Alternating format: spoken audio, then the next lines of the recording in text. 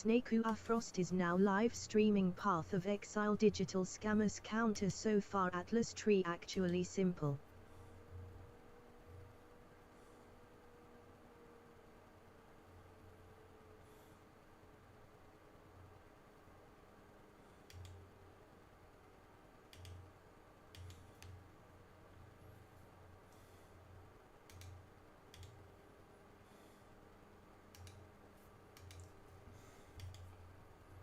It was the summer of 1864. General Ulysses S. Grant. Sexy robot ones. Oh, that would be great. See-through battle monsters. What did you just say? That's my idea. See-through battle monsters. You know, when I left tenure to come work here at the History Network, I thought it'd be different. I know, isn't it great? Yeah, I thought it was gonna blow. Yeah.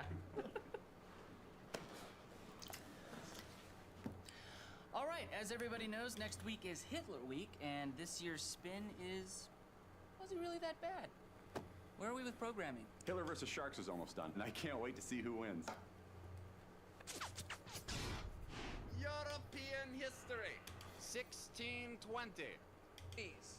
You're right. I apologize, Indians. We'll be going now. We have to find some way to leave. Yeah. Hello, Africans. Just popped in for a visit? We brought you a cake. They got boats! Take us on your boats back to America.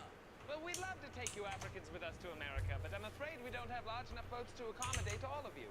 Well, go back to Europe and build bigger boats and take us all. Hurry! Well, I suppose it would take a much, much larger boat. Well, get to it, little fella. Doesn't have to be that much bigger. We can all cram. But I was supposed to take this month to go on holiday with my family. No deal. Yeah, and when we get to America, we want jobs. Well, I suppose we could get you some cultivation work for a meager salary. We don't want money. We just want to live at your houses. You know, like Crash. But my house is for me and my family. Well, build us another house on your property. Pushy Africans are asking quite a lot. Now, Zach, that's not the European way. Now, come on, Africans, let's make some history together.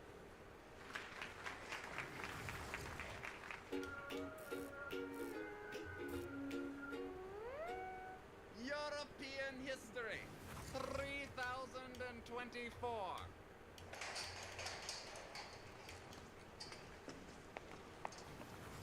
Mars is boring. Yeah, there's no air or cable. Yeah, all we do is count rocks and eat rocks. I hate this super advanced civilization that lies just below the planet's surface. Yeah, I wish someone would come along and turn our bodies into fuel. Yeah. Hello, Martians. Who are you? We are the Europeans, and we come in peace to teach you the ways of agriculture so that your planet might flourish. No deal. We want you to double-cross us at the Intergalactic Peace Summit, then develop a way to grind our bodies into petroleum. I won't do it. Now, Zach, we are their guests here. For wherever humans or aliens need assistance throughout the galaxy, we Europeans will be there to aid them. For that is the white man's burden. Ah, Timothy, times have changed. Let us be more politically correct. You're right, Zach. For that is the white man and woman's burden.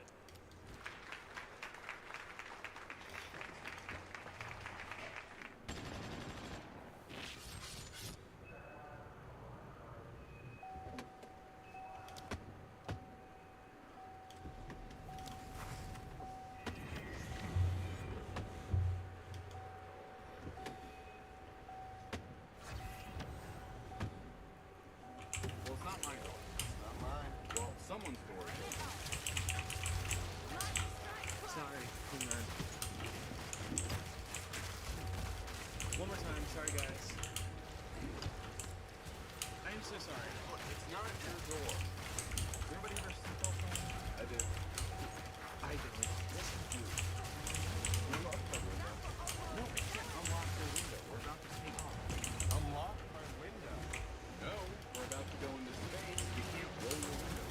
I'm not gonna roll my window. Then why do you need me to unlock it? You guys hear that, Dan? I want you to unlock it because you're not the boss of me. I like to have control of my own window. I'm the boss of you. That's what commander means.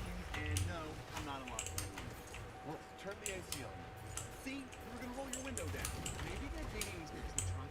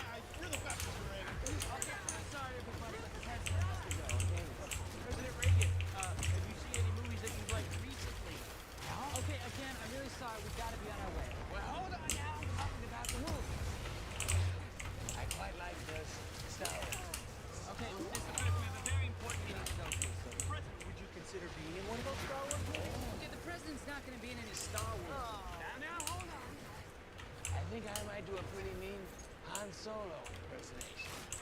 Oh, what? Enjoy this. Stormtroopers around.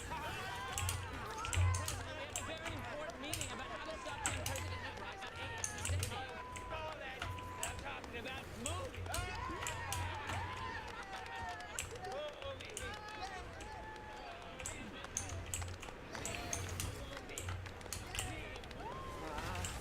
Jeez. I don't know, Mr. Benji. There sure are an awful lot of people around us. They're probably all gonna be hopping mad if I go and shoot the President of the United States. What? Nah. No, they will. They totally will. They'll be plenty mad. Then they'll probably all chase me down and beat me up or something. No, they won't. People don't like to get involved. They'll probably just think it was something between you and him. They'll be like, whoa, not my business. No. I'm starting to think I'm a crazy person for even considering something like this. You? John Hinckley? Crazy? Don't be ridiculous. Let me tell you what would be crazy. Finding a talking dog on your doorstep one morning and not doing everything it tells you to do. Yeah, I guess you're right. Of course I'm right. Don't be a crazy person and go and shoot the president in the face. I think he's buying it, Vice President George Bush. Come on, really? Why the hell would you say that? Sorry about that, sir. You said my name and title. Sounded so unnatural. So sorry, sir. I think he's buying it, Vice President George H.W. Bush, who lives in Washington, D.C. Sorry, sir. You're a CIA agent, for Christ's sake. So sorry. Shut up! Don't say sorry! My bad. Stop it! Sorry about that. You no, stop saying sorry. Don't even say sorry. Just stop talking. Sorry. Stop! Why don't you just read out my entire social security number while you're at it? Jesus! Doggy, why do you have two voices? Nothing. I'm just possessed with demons. Like in The Exorcist. Oh my god! That movie is so scary! The first time I saw it, I couldn't watch a little girl sleeping in a bed for months. Yeah, it's really scary. Now come on, let's do this. You know what a really scary movie is? Have you ever seen Rosemary's Baby? No, John, let's stay focused. Oh my god, Doggy, you have to see it! Okay, Mr. President, we got this budget meeting and we really gotta. That was my Chewbacca impression. Mr. Reagan, what are you going to do about the Soviets? Oh, well, I think I'll tell everyone that they're like the Empire. That way, nobody will like them. And then I'll tell NASA to build its own Star Wars weapons. Mr. President, are we getting a Death Star?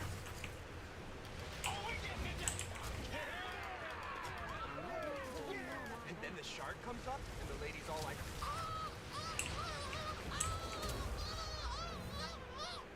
and it was so scary. I don't care. John, listen to me. John! Like, seriously? Top 3 times scared ever. Hey, do you want to know what this is from? No, I don't. Are you talking to me? No. Because there's nobody else here. Don't care. Then who are you talking I to? don't care. John Hinckley, listen to the possessed dog. It's from Taxi Driver. Have you seen that movie? It is so good. Jodie Foster's in it, and she's like super cute. Hey, I know Jodie Foster. You do? Yeah, and I'll get her to blow you, and you'll shoot the goddamn president in the face so I can be president. Okay, sounds good.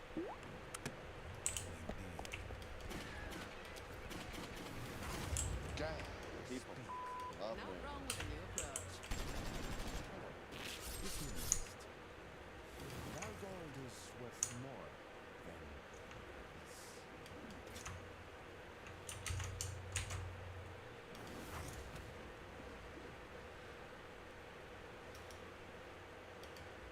Beauty is a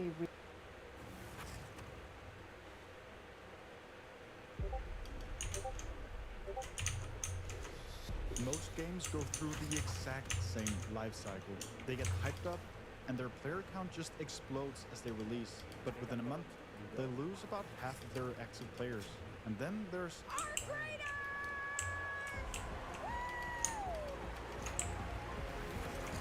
You see, the game was just different than anything we had tried before, with a very unique PvP element of never knowing whether the guy in front of you would betray you or help you. Oh, you want me to leave you alone? I thought we were going to team up. Oh, do you want to work together? No, I played solo, sorry. Also, the PvE inside of the game were machines that felt like they were literally being powered by AI. For the first time in years, many of us players felt like a new game that had come out actually had some soul and magic in it. For a very long time, we referred to this as a 10-year game. So that is the ambition.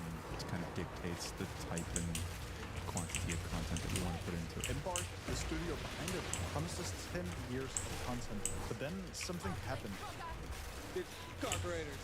Something that would end up causing one of the biggest fallouts we've ever seen in gaming history. Today, 90% of its player base is just gone. I genuinely couldn't say enough good stuff because they actually were doing so much stuff right and they were making some great moves. I just don't know what really happened. Now, I've been trying to find out why this happened, and I found something that I really didn't expect, because the very same man who made it had already foreshadowed what its biggest problems was going to be once it had released. You'll see players jump on, they'll stay there for a while, but guess what? Then they drop out and go and do something else due to the fact the game didn't have the attributes or instruments needed to retain the players.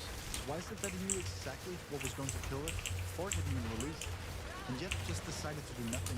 I finally think I found out why, and in this video, I'm going to show you exactly what happened to kill Arc Raiders, and by the end, you'll realize why not even the studio behind it can never bring it back. Meet Patrick Söderlund, a Swedish businessman with one of the most impressive resumes in the gaming industry.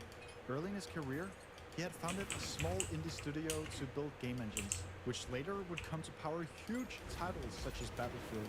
As Battlefield evolved throughout the years, at its peak in production, it required more than 1,000 developers working on the game. And Patrick, he was in charge of all of this, overseeing thousands of employees. But Patrick had a very big issue, because he didn't agree with the current state that the gaming industry was in. The first game we built, we were 7 people to then oversee productions with over 1,000 people. Are the games themselves better? There are more of them, but are they actually better games? Which is why in 2018, he left EA to found a new company to prove that you do not need a big team to create a great game. But starting a studio in 2018 is something you just do. To launch a new game today, it's harder and harder and harder to break into kind of a critical mass that makes any financial sense. Patrick, he needed a publisher to fund all of his dreams. And lucky for him, he didn't have to look far. Enter Nexon, an organization consisting of 10,000 employees, bringing in over $3 billion a year. It was the publisher who could fund all of Patrick's dreams, and they needed his help. You see, Nexon was looking to expand into the Western market, seeing as that they were from South Korea and had dominated the Asian market for years. When you seek to expand, you need to find somebody to trust and to believe in. Patrick's track record of creating and running huge AAA games meant that Nexon were willing to place their bet on him. And with that, the dream of building the greatest games with the smallest teams was about to finally come true. From the get-go, they already had 2 specific games in mind that they wanted to create. One called The Finals, and the other called Arc Raiders. Now, Arc Raiders was supposed to be the first big hit and the game that would prove the industry wrong. And seeing as Patrick knew that being a small team allowed for more creativity to flow easily, it would make it much easier to create a story and build a world around it, which is essentially one of the main components to creating a AAA game. But just because the team was smaller didn't mean that everything was much easier. At this point, it's 2020, which is 2 years after they had founded the studio, and no game was even remotely close to being shipped. Because a great story and world is not the only component that's essential to create a great game. In free-to-play, you need to, in some ways, make things a little stickier than they would be otherwise, take a little more time, a little more grind, just so players are more incentivized to then spend money on that game. Now, Embark, they believed that the free-to-play model was the right one for their games. But no matter what gameplay loop they tried to implement within Arc Raiders, it just didn't work. There was nothing that stitched it together. We lacked any sense of metagame or progression.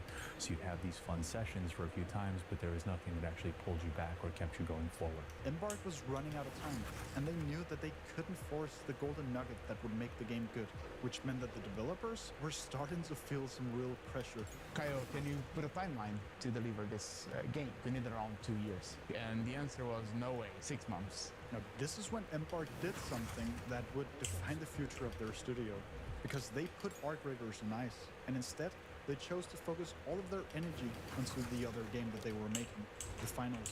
Now, the reason why they did this was because that the Finals was a pure PvP game, which meant that the golden nugget or the core mechanic that would keep players playing was already there. The replay loop that they needed to make it a great game. As it was released, it completely exploded in popularity, reaching over 240,000 concurrent players. Finally, Nexon, the publisher, saw that Patrick and his team knew how to create great games, and Patrick got proof that his whole vision of creating a good game with a small team, well, that was actually possible, even though it took them 5 years to get there. But the success was only short-lived, because massive issues started appearing both left and right. Embark was struggling with hackers, cheaters, and just keeping up with making the matchmaking system fair, which is issues that requires very fast fixing because it ruins the experience of playing the game. But when your core goal is to remain a small team, it means that you don't necessarily have the right resources to deal with these sort of problems. And by staffing up at this point, they would have to go against their own principle of remaining small. So within months, the Finals, they lost 90% of their player base. They went from 240,000 concurrent players down to 25. Now, what Embark did next is actually quite different from many in the gaming industry, because they went out publicly and stated that they had made a mistake. We didn't do a good job. We lost massive player numbers. It was evident there wasn't enough content in the game. We didn't do a good job enough onboarding players. Now, as I told you, this was, according to Embark, an opportunity to learn from. And that's why they took everything that happened with the Finals and tried to apply it when building Arc Raiders. Firstly, if the Finals died from a lack of content, well, Arc Raiders wasn't going to. Embark went all in. As already showed you in a Q&A, they stated they had 10 years of content planned. Second, and more importantly, well, the team that had been trying to work on Arc Raiders while the remaining had shifted their focus to the Finals, well, they had finally found the golden nugget. And I'll show you in a second what that is. Arc Raiders was ready to take the world by storm. On the 30th of October, 2025, Speranza became open to the public as the game was released across all platforms. But unlike most other AAA games, Embark did something that's genuinely genius. You see, instead of pricing the game at the typical premium of $70, $80, they had instead ditched the idea of making it free to play and put a $40 price tag on the game. Some might think that they lost out on potential money from this, but matter of fact is just that they sold within 10 weeks over 12 million copies. Do you realize how much money that is? That's about $500 million. Now, as I told you earlier, Embark knew that content was crucial to keep their players coming back to the game, which is why that only a day after releasing it, they already announced the first big roadmap, an entirely new map, brand new and very unique enemies that we hadn't seen yet to fight against. Updates that actually felt like it mattered. And the first update came within 14 days of the game's release. And from here, things only got even crazier. Instead of the typical post-release decline of players, Embark would throughout the next months just break their own records constantly, and at one point reach over 3 million people logging into the game every day. If you turned on Twitch, you'd see Arc Raiders in top 5, and that's not for weeks, but for months. So how does a studio make a game that gets that many people playing at the same time? Now, do you remember when I said that Embark had found their golden nugget? The key mechanic that would give the game its magic. To show you what it is, I need to introduce you to someone. Meet the Burnt Peanut, another Twitch streamer who started streaming Arc Raiders the day it was available. But he's not like most of the other streamers out there. Now, what makes him so important to proving my point of what the magic of the game was? It's not that he was the best at the game. Oh shit!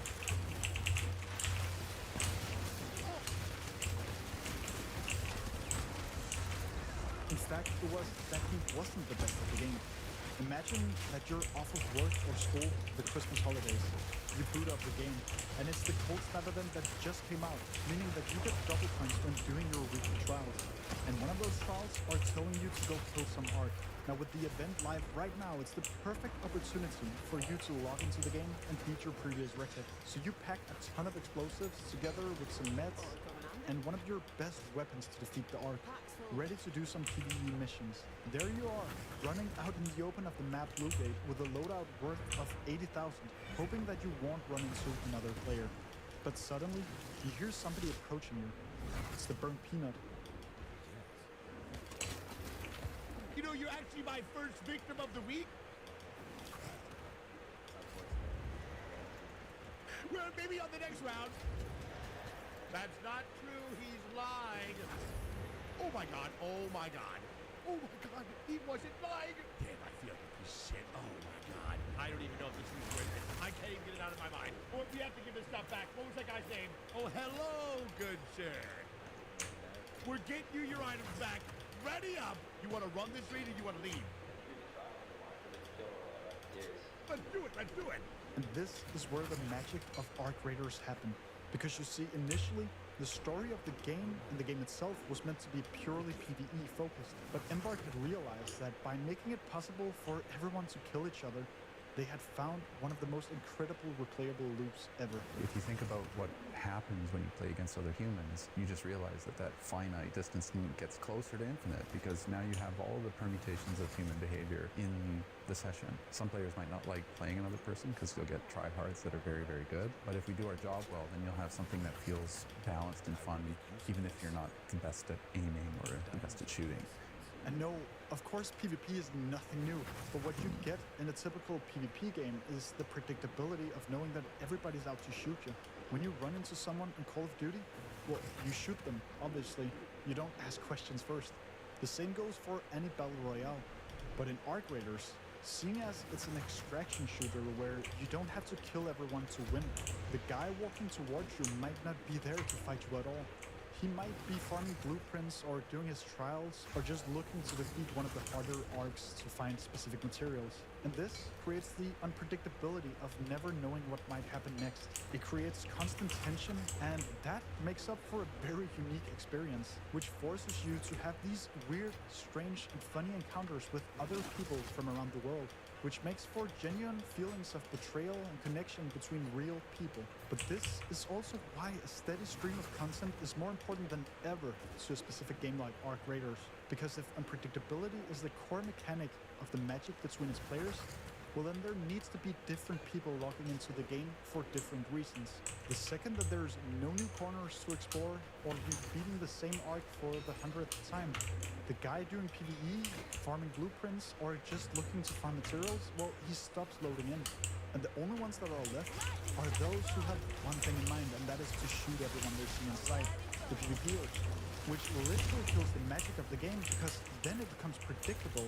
Because you know that whenever you see somebody, they're going to shoot you, and you have to shoot back at them. No longer there's any genuine and unexpected interactions between people. Now I want you to remember this for later, because it's very important to understand what happened to the magic and why Embark can't bring it back.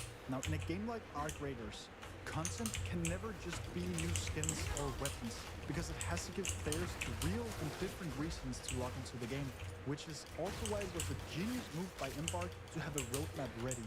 And throughout the months of the release of the game, it would consistently stay among top 5 on Twitch, with a guy like the Burnt Peanut streaming it every single day for hours upon hours. But for the first time, something was about to go very, very wrong. When you attract millions and millions of people in a game that needs a fine balance between those who come to PvP and those who come to PvE, then you also attract those who seek to ruin the experience for others. And the timing of what was about to happen next couldn't be any worse. Hackers had found their way into every single lobby that the streamers were playing, and the players also started to notice that you could get headshots from across the map. The biggest streamers got targeted every day live on stream, making the game unplayable. They're everywhere. They're literally everywhere. I can't believe it. Jesus Christ. Those guys, dude, what those guys was hacking, bro? Where are they even shooting that from? Oh, there's a guy! Where?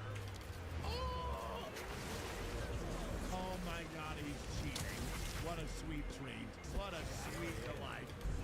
Brother, you realize you're gonna get banned, right? Like 100% you're getting banned. Yeah, he's 16ers, by the way. Yeah, he's shooting.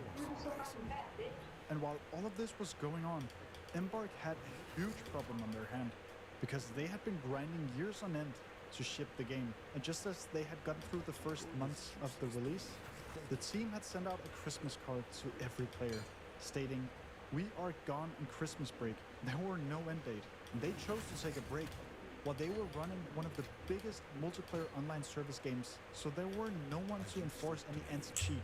And the stream snipers and hackers, well, they were just running loose. Literally everyone started taunting Embark for not prioritizing the player experience. But Embark just remained completely silent until January 5th, better late than never, Embark had returned to the office, immediately putting up 3 job posts for anti-cheat roles. But that's when they made another mistake that would come back to haunt them much later, because they knew they had to address their lack of presence and hopefully reattract some of the players that was lost along the way. So they had sent out another letter to the players. And that letter stated, "We are here for the long term, to build a game that continues to excite and surprise. We hope you stick around for the journey." Oh, the irony of this message you're about to see. Now, together with that, they also awarded everyone who had been playing throughout the winter 1,000 free credits to use within the game in skins. Now, luckily for Embark, they had something very soon coming up. Something that could make amends with the players, because January 23rd, they announced the next big roadmap called Escalation. It was a new update coming every month, just like we had when the game released. Now, the roadmap didn't exactly say what the updates would contain, other than just headlines of new map conditions and enemies to fight. Surely this would make amends and get people back into the game, experience the magic that it had. Right? Well, that was not exactly what was about to go down. In fact, everything is about to get much, much worse. Come the first update of the roadmap, the entire player base couldn't believe what Embark had chosen to release. It's called Bird City. You go around and you loot. No, you got me, Douglas. What is it actually? You go around and loot net that the birds drop. Actually, you put a shotgun in my hand, of course, to play the game. But it didn't just stop at Bird City, because in the same patch, Embark had tried to do something against the cheating. Oh, you mean anti-cheat? A 3-strike progressive ban system is in the process of being implemented. Bans will progress from 30 days to 60, and finally a perma-ban for repeat. If that matters for just exploitation, if they're talking about aim hacks for the 30-day ban, these guys are actually off the rock. Do you notice how the tone has shifted? Instead of Embark being this new, quirky, small indie studio that had made some of the best games of the decade, they were starting to get labeled as clueless as to what their players want. But the hacking and the bad content updates were about to be the least of their problems. Because very soon, something was about to Welcome to my ruin channel. the game.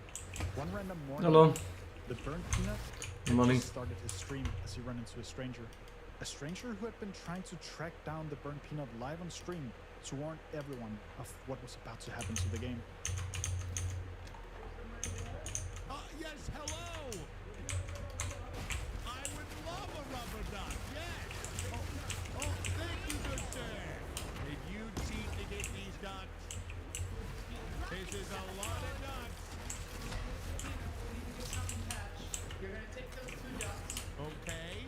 Now you're going to split the 2 ducks. So split them. Wait, everybody's saying I can't do this!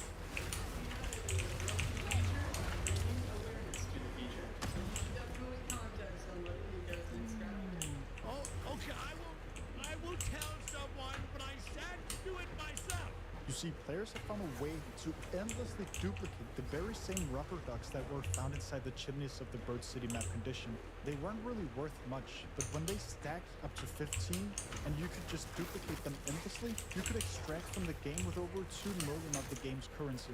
That's over 10 times of what a really good raid would net you. Within hours, the entire game's economy was literally just destroyed. But it wasn't just the economy that was the victim of this duplicating glitch. Oh no, because the players had found out that you could also duplicate explosions, and that became a much, much bigger problem. I think both teams are doing it. I think everyone's doing it. Stay back, you demon! Oh my god! Every lobby was literally unplayable, as every player ran rampant with just unending C4. Now Embark, they knew they had to take this serious, because if you didn't already realize, this has happened to them before. They experienced the exact same issues back when the finals had released. Too many technical problems and not enough developers to fix them. Are you starting to see the pattern here? Embark knew it had to be different this time. They had to do something about it, and they had to do it immediately. So within a matter of hours, they actually managed to patch the game, while punishing those who had been using these bugs with ill intent. Within a few days, everything seemed to be back to normal, except something had been going down. Only this time, it wasn't inside the game. In fact, it wasn't even inside the studio. The game studio Bungie had been working on a game exactly like Arc Raiders, called Marathon, but unlike Embark, they had one massive edge. You see, they didn't have some sort of principle of keeping their team small. In fact, it was far from it. You see, Bungie already knew how important it was to keep a steady stream of content and ensuring that hackers and exploiters couldn't ruin the game experience for everyone else. Which is also why that Bungie relocated 300 of their 850 developers onto Marathon. Just for comparison, Embark had 60 people working on Arc Raiders. That means that Bungie could essentially create content 5 times as fast. Now, they weren't shy of letting Embark know that they were trying to take them down. Anyone found to be cheating will be prevent from playing Marathon forever and no second chances. Bro, I'm telling you, this is such a shot. This tweet is literally directly at Arc Raiders. On paper, Bungie had exactly what Embark didn't. But then, the game actually came out. The studio had paid the streamers a ton of money to play the game, but the second that the Burnt Peanut opened up Marathon instead of Arc Raiders, his own chat turned on him. I'm getting $1 million a minute, actually. This game is shit. This game is trash. Listen to your audience. If we keep dogging on new games, what you're going to have until you are 90 is Call of Duty 56, Halo 72. Everybody's like, oh, dude, it's the same game every year. Now, when people described the experience of playing Marathon, it felt a lot more snappy, and it reminded people much of a PvP game like Apex Legends.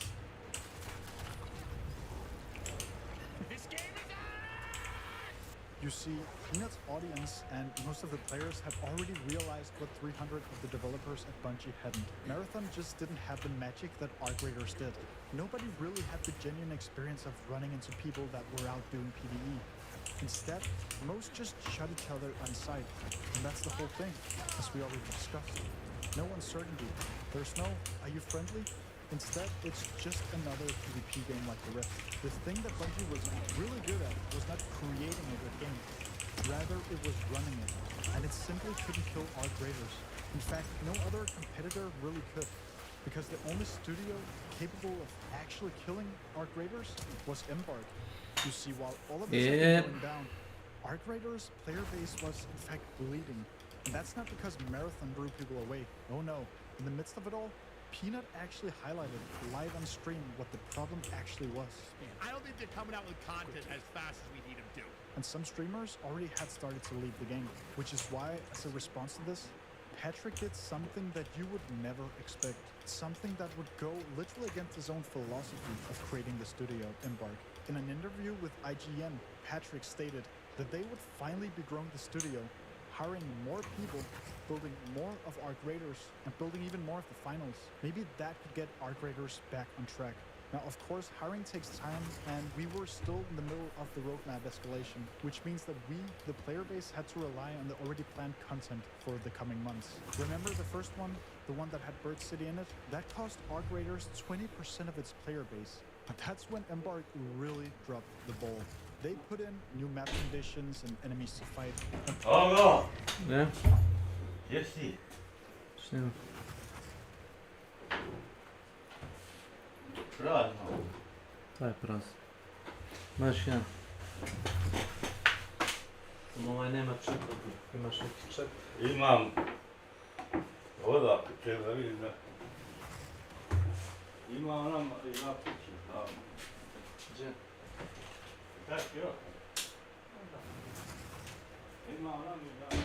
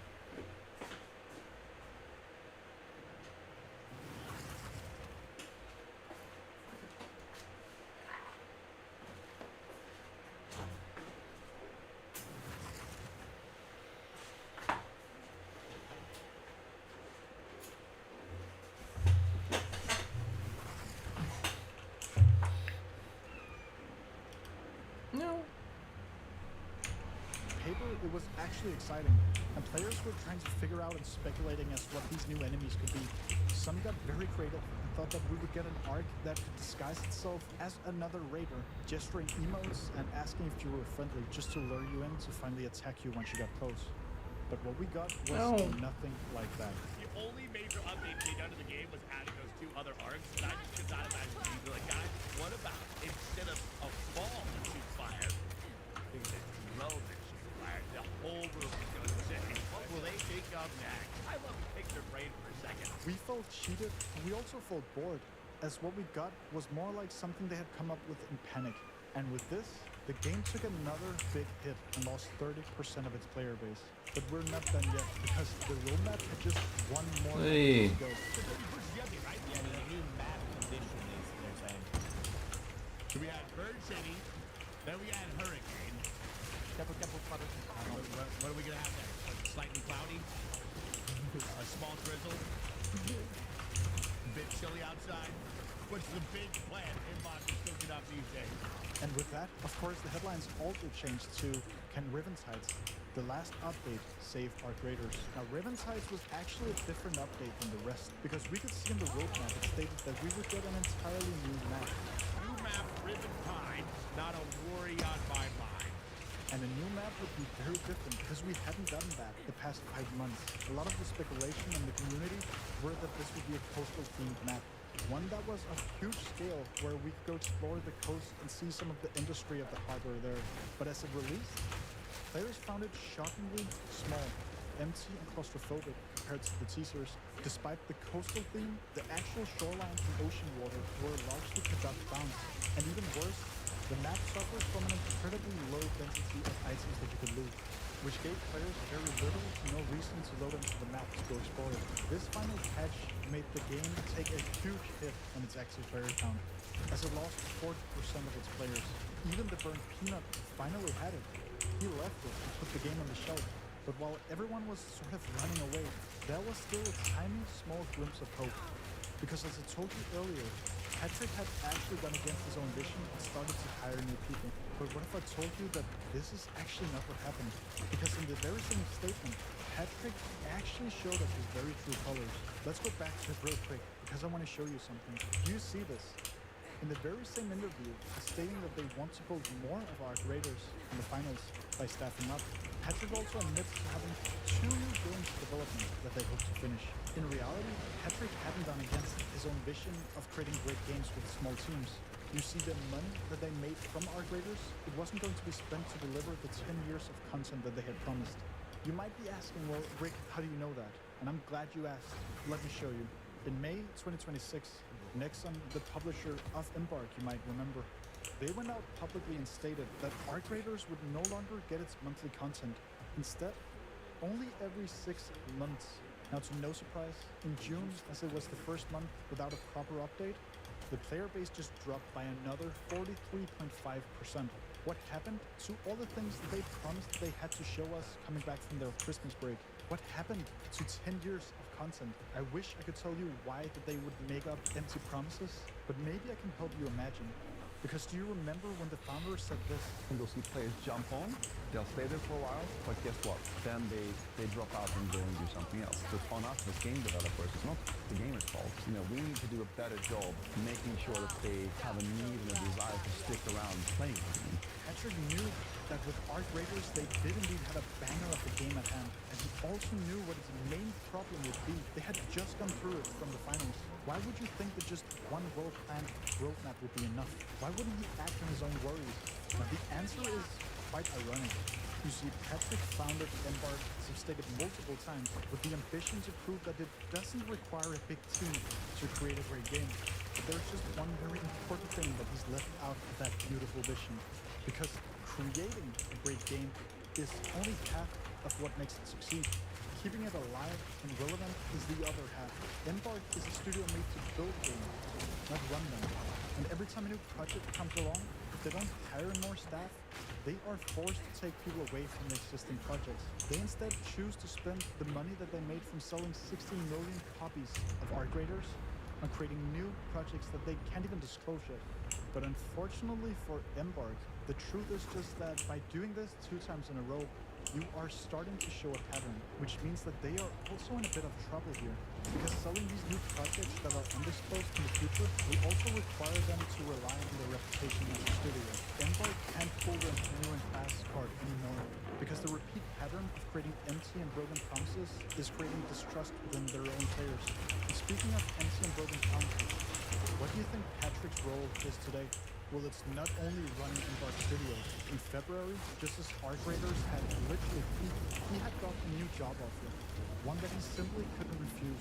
Nexon, Embark's own publisher, had offered him to become executive chairman of the entire organization, which consists of 10,000 employees, while also running Embark that today has 500 employees. So much for trying to get away from long-running productions and to create a small studio with the vision of making great games with small teams. Now, with the first 6-month update coming soon in October, not all players has lost hope just yet. I've never seen a game fumble so hard. I honestly still think there's a chance. Listen, I'm going to get a lot of shit for this, but I don't think it's dead yet. I think they still have a chance. I believe this is their last chance. I will say that. If they sit down and crack it out and hit us hard, I think they can. But the problem is just that the players that are left, they're not just any type of player. If you look up any stream or YouTube video about Arc Raiders these days, it's clear that the goal of the players that are left are to kill as many people as possible. They are strictly PvP players, which essentially also makes it close to impossible for either a new player or a returning PvE player to return to the game. Because every time you enter a lobby, the first time you see another raider, they're not going to ask you for a friendly. They're just going to shoot you on sight. What's important to Arc Raiders and its magic is that it has a steady stream of content that can constantly pull in players with different reasons to play the game. And if that only comes every 6 months, no matter how meaningful it is, only in a matter of weeks, the same players who had returned will now be gone again. And the same lobbies will turn into PvP only again, with no real interaction to be found between its players. Maybe Embark can bring us back to Speranza, maybe for a short while. But you and I both know that we will never get to experience Arc Raiders like we once did.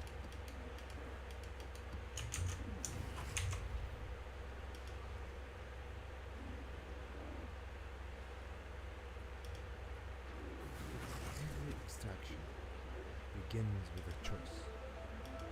Leave with everything you have earned, or risk it all for the chance of something better. Sometimes, that one extra decision leads to the best raid of your life. Other times, it's the reason you lose everything. Today, there is only one question that matters the most. Is one more raid ever worth it? The idea of this video is to try and play all creators as safe as possible, without ruining the experience, and see if this is better than playing in a greedy way, or just continue playing as we usually do.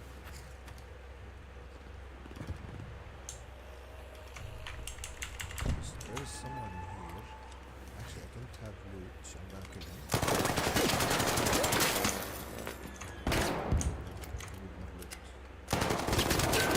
What you go play? What you the fuck you go play? Okay, so you all know how that went and what did he say? So let's just skip it and continue our video.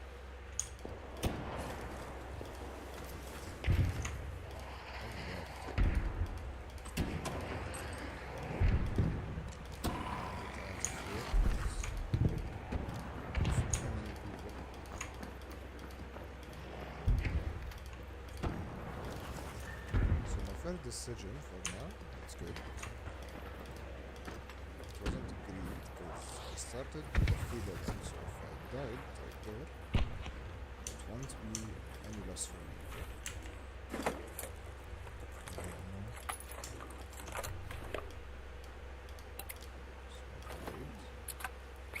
Okay. Let me check where should we go next. Okay, so I'm thinking of going to a place that it's close to the station and has like good amount of loot. Okay, so I'm gonna go there. Let's go to the Grandioso apartments. From this part on, I played it safe, not greedy. I actually made some good decisions, and the really bad ones. Let me know what do you think the bad decision was. I don't want to ruin your watch, just to make sure you are focusing on this part.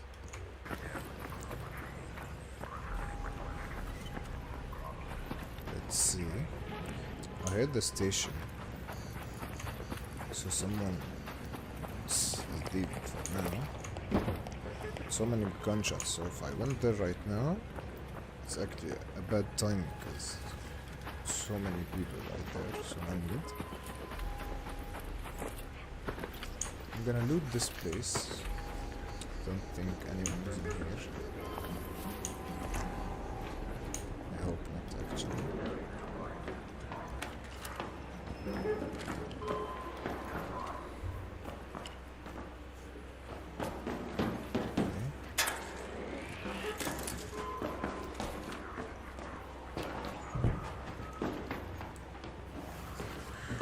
I'm gonna start from the highest floor. So if somebody came, I have a little bit more time. You know, I'm hearing footsteps. I want to do that. Let's check.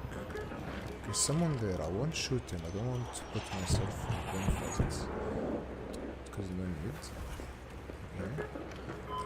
And the second thing that I don't have a long range weapon. Not that good. Okay. This place is looted.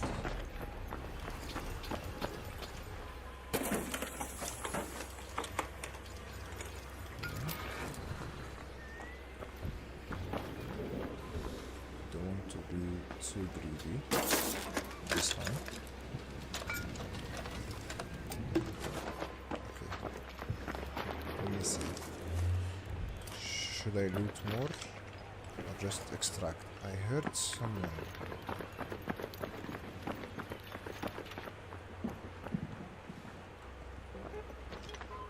don't know if you heard it too.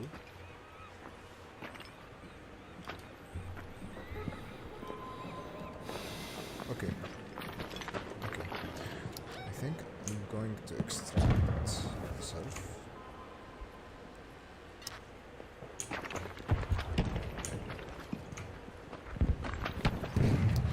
Take the risk and go there. So I'm going to the station. Head home at the southern station. It's a bit much more safe, let's say. Even though I'm hearing gunshots from there. But I think it's gonna be a good idea.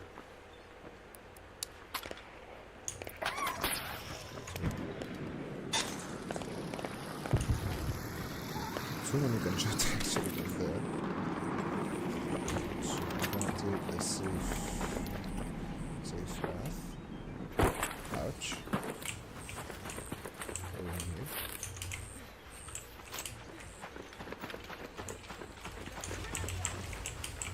Hey man, I like this spot.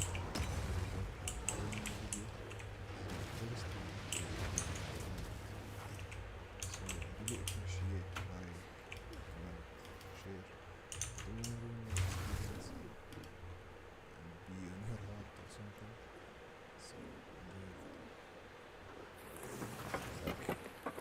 Creator is one of my top 5 games in PvP, you know?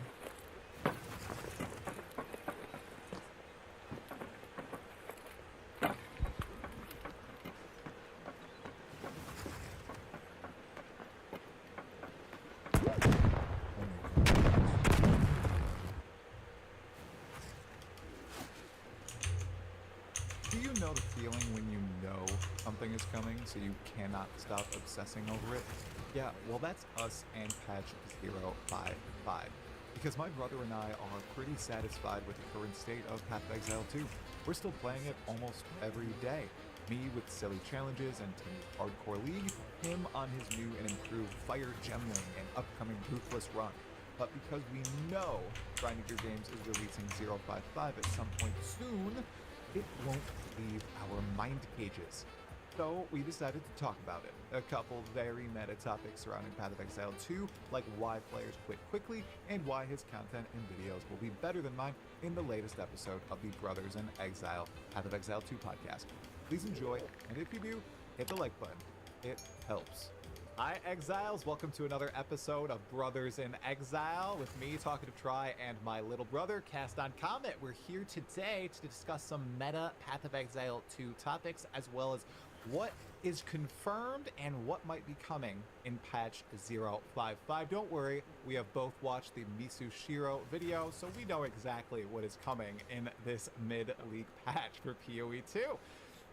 Before we get into that, though, Comet, what's the progress on your Flame Blast character? You still grinding away, or have you halted up there? I mean, like, I've kind of halted a little bit just because I want to see when 5.5 is going to come out, because I'm going to refocus on that character right there.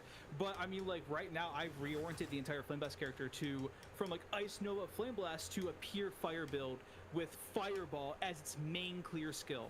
I haven't really seen too much Fireball being used. I see Spark, I see maybe Ice Nova, and like this is the first time I've actually seen like Fireball used as clear.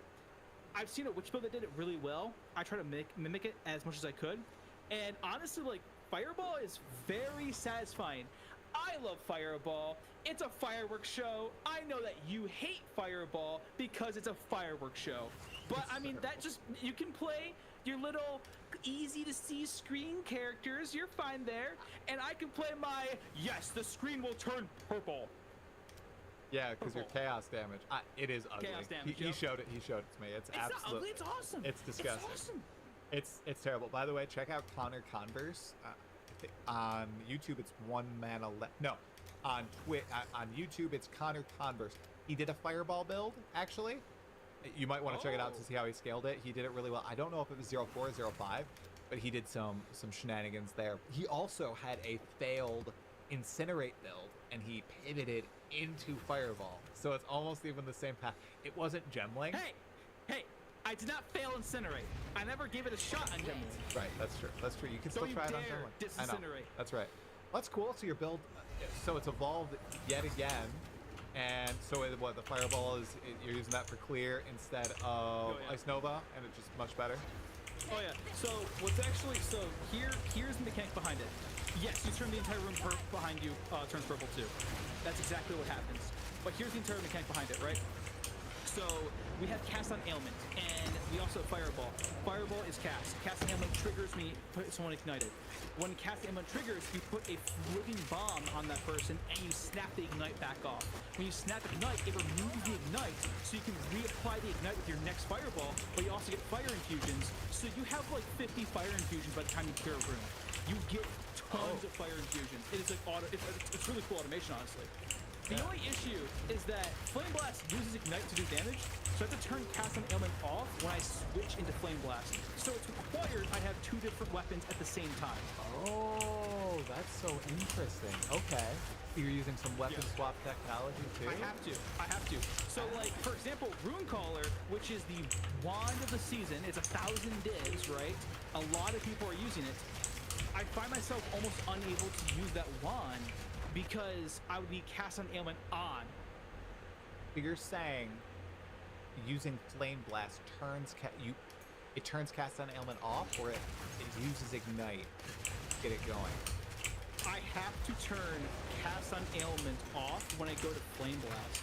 Okay. Or else my Ignite that will do 10 million damage pops. Because Snap will take it off. Oh man, it's all automated. I see what you're saying now. Okay, got it. Okay, because Flame Blast is how you're doing damage to the boss. Got it. Yeah. What an interesting build, and you basically cooked that up all yourself, dude. You are 5 leagues into Path of Exile, and you're doing some pretty cool stuff. I gotta say. I do basic ball. I luck into good builds. Everybody gets pissed at me for just every wandering league. I see this man just like walk into this build. Oh, this is what GGG wanted, and he gets like a really cool build every single time. Happened in 0.3, happened in 0.4, happened in 0.5. All right. Yes. I can't wait till GGG does not add another ascendancy or another class, so it forces you to go ahead and pick an older class and see maybe you can add your own fleet into it, like add your own flair. I'm not smart enough to do it. I'm really not. Oh my so. gosh. Because swords, everybody's going to play swords in 0 points or 1.0, so and I'm sure those will be strong. I'll be able to figure a build out. Even in 0.2 Dawn of the Hunt, I stumbled into lightning spheres. So that's if swords comes out in 0.1. We have no 1.0 swords is coming out. No, we have confirmation. We have confirmation. Yeah, from me. 100%. Yeah, 100%. From you. Yeah. From you. Yeah. No other source, just you. I'm a great source. You're a great. Okay. Yeah. Guys. Okay. Okay. Me looking in the eyes. Look at me. Look at me. I am. Look at me. Look at me. Yeah. Daggers. Not confirmed. Traps. Not confirmed. Flail person. Not confirmed. Templar, by the way. Axes. Not confirmed. No, I'm telling you. Archer. Not technically confirmed. No. Okay. No, but swords. You don't understand. Every time, if you go back and look at my history of over 1,000 videos, every time something is confirmed, I put that in my thumbnail text, in my title. I've never lied to anybody. If you go look at all the sword speculation, some other people writing on Reddit, making videos, whatever, they may have said swords confirmed. I never said swords confirmed. I said possible, heavily hinted at, but not confirmed, right? Okay. They're confirmed for 1.0. There's no way they launched this game. This is no way energy. This is not 100% confirmed. This is no way energy. All right, you know what, brother? Swords are already dropping. They're already in 0.4. So sorry, 0.5. They're already in 0.5. Right, they are, but duelist and swords. As swords, you can just basic attack. That doesn't count. Doesn't count yet. They're going to be in 1.0. It's going to be great. I don't think there's any doubt in my mind that they're coming. Now here's the cope, and I just told someone on stream that this won't appear in a video. Well, here it's in a video now. Come on, I'm of the belief we're going to get 2 classes. I think we're going to get duelist and another class in 1.0. I just feel like they want it to be meatier than 0.5, and they've explicitly stated this overall size of the patch is going to be larger. And we know the campaign acts are coming in. Yeah, they're supposed to be smaller acts. We know that we're going to get a league. We know that there's going to be a couple skills. We know nothing else. What else could it be? They can't do another endgame revamp. I think they're gonna put 2 classes in the game because that's some of the meatiest non-content content in the game, and by that I mean when you introduce a new weapon and a set of skills and a class, you give players a bunch more tools to play the game. You look at someone like Schwingy, right? Yeah. Who rolls random builds like that. That adds so many more options, so many different ways to play the game, so much time to play, so many different things to tinker with. I think that classifies as a boatload of content. You're trying to tell me that using different weapons and different classes adds more content to the game? Yeah. Brother, you weren't trying to make talisman, quarterstaff, maces work on one character. I'm just saying, not for me, just for the overall player base. I know I am not the majority of the player base. There's so many different people, so many different types of players enjoying this game. I think for a lot of either blasters or just casual people, they like seeing more options in the game, and that is akin to just adding more raw content.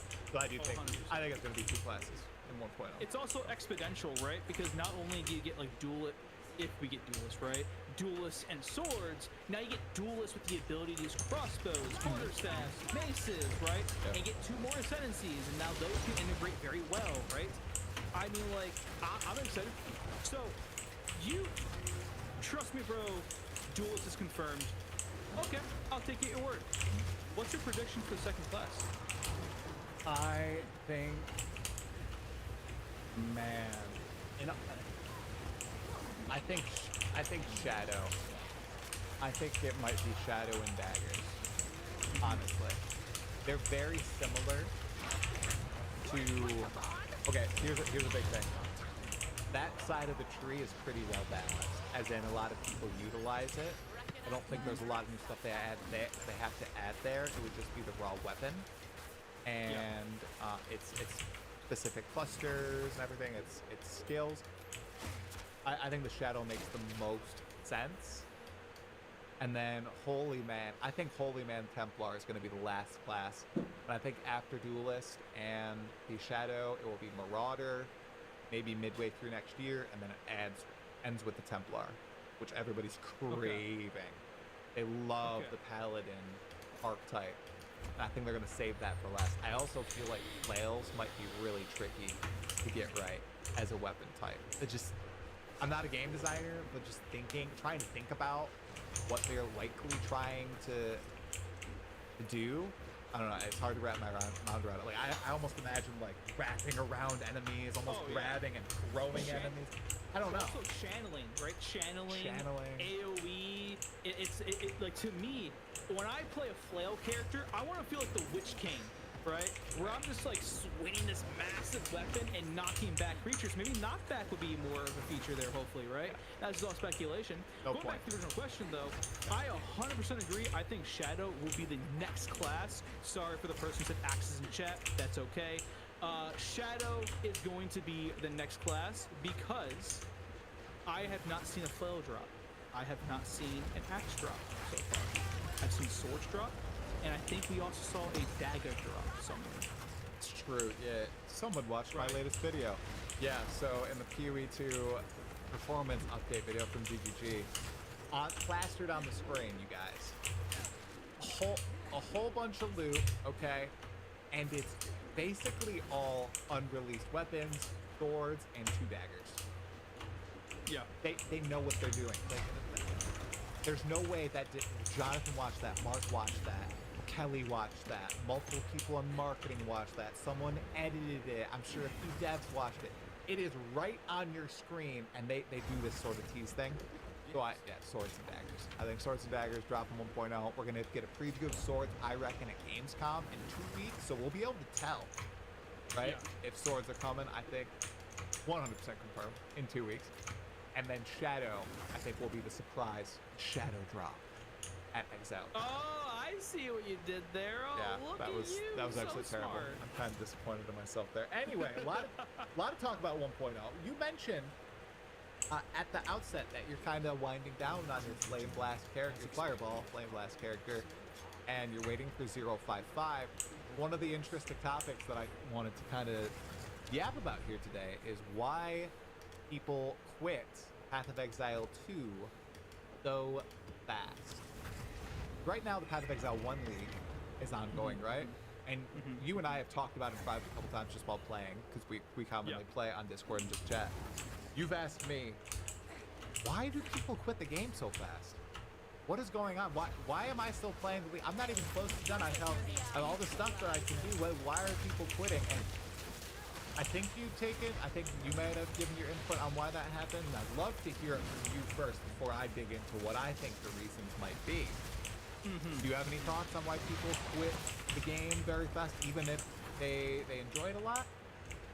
So I have a question here for you, right? Okay. This league, it has had the best retention of all the leagues, correct? That's 0.1. Yeah. Except for 0.1. I think it's honestly, it's endgame, and it's also the fact that like maybe that this game isn't fully done, so they don't want to burn themselves out when December hits, right? When 1.0 hits, right? I think that at a meta level of just like a player thinking about the game, maybe that's why they stopped playing it for a second. But also like, I mean, people stopped playing Path of Exile 2 because the PoE 1 league dropped, right? And a lot of people played that, and then they got a little bit burnt out on that. And because they've been so away from Path of Exile 2 for so long, they're not going to want to return back to PoE 2 after playing Path of Exile 1. They probably want to take their league-long break or their break since then, because these games are meant for you to play a lot, and then for you to go ahead, stop, and then return back into. That's the original idea. I think there's also another thing here to it, is that like, I mean, like you played Dota 2. I played League of Legends. I played League of Legends every single night. Got burnt out some nights, came back the next day to play it again. You played Dota 2. I assume it's a very similar feeling there. I feel like those games retain a lot more because there's a lot more multiplayer aspects. But with Path of Exile 1, once you hit endgame, and you complete all the challenges and you play all the quests, that's kind of it. And the challenges were not difficult this league, not at all, right? Without even trying to complete them, I did, right? Yeah, I saw that. So, I don't know. That's just my very let's skim the top of this input into here. Well, I mean, you're a more experienced Path of Exile player. What's your take on this? Yeah, so I've been playing Path of Exile 1 since 2019, and I was always a one character and done kind of person. So I'd probably play anywhere from 3 to 6 weeks of the league. I'd either complete all the challenges, hit all my goals, and I'd be done. Because I played an absolute crap ton in that short window of time, and I just burned myself out. I totally think that's what's happening with Path of Exile 2 a lot of the time. I think that ARPGs just attract the type of gamer who goes in and goes absolutely degen mode, like goblin mode, and just plays way too much night after night until they can't play anymore, and they say, I'm done. I'm not coming back for a while. I might even skip a league, and then they end up coming back right the next league, ready to blast again, right? Yeah. I think that is a pretty large reason. However, I do think with Path of Exile 2, it's also attracted an entire different audience of player, and you can see that in the numbers for PoE 2 on Steam. It retains a lot more people than Path of Exile 1 late in the league. I think right now there's still like 35,000, 40,000 people logging in daily on Steam alone, not including concurrent or the standalone client or the consoles. I think that a lot of people are kind of had that initial questioning of you, like, there's so much to do in this game. This is so cool. Why are people burning out and quitting? I think it's like a new type of gamer, because this is the first ARPG you've ever played, and you don't play it to death. Okay. I was 5 years old playing Diablo 2, maybe. Okay, but how far did you get? Burial? Desert. Burial, Act 2. Okay, yeah. So, I think that it's just a different type of gamer mindset as well. I think a lot of it, the PoE 1 vets, a lot of people who play Diablo 2, Diablo 4, Last Epoch, they love the churn. They love blasting, burning out, moving to the next game, returning. They might only play for a week or 2 weeks, but in that week or 2 weeks, some people, like past me, will play as much as current me will play in 2 months. In those 2 weeks. I think that's like the crux of it. And then, you got another element that's coming in here. I think that's unique to the Path of Exile 1, Path of Exile 2 community. You have this wrench in Path of Exile 2, which is Path of Exile 1. This, I mean, it launched less than Careful what you say here. No. I have a video saying, no. New league less than 2 months after Path of Exile 2 release. It's going to draw a lot of people who, even if they've been enjoying Path of Exile 2, you can't miss a Path of Exile 1 league.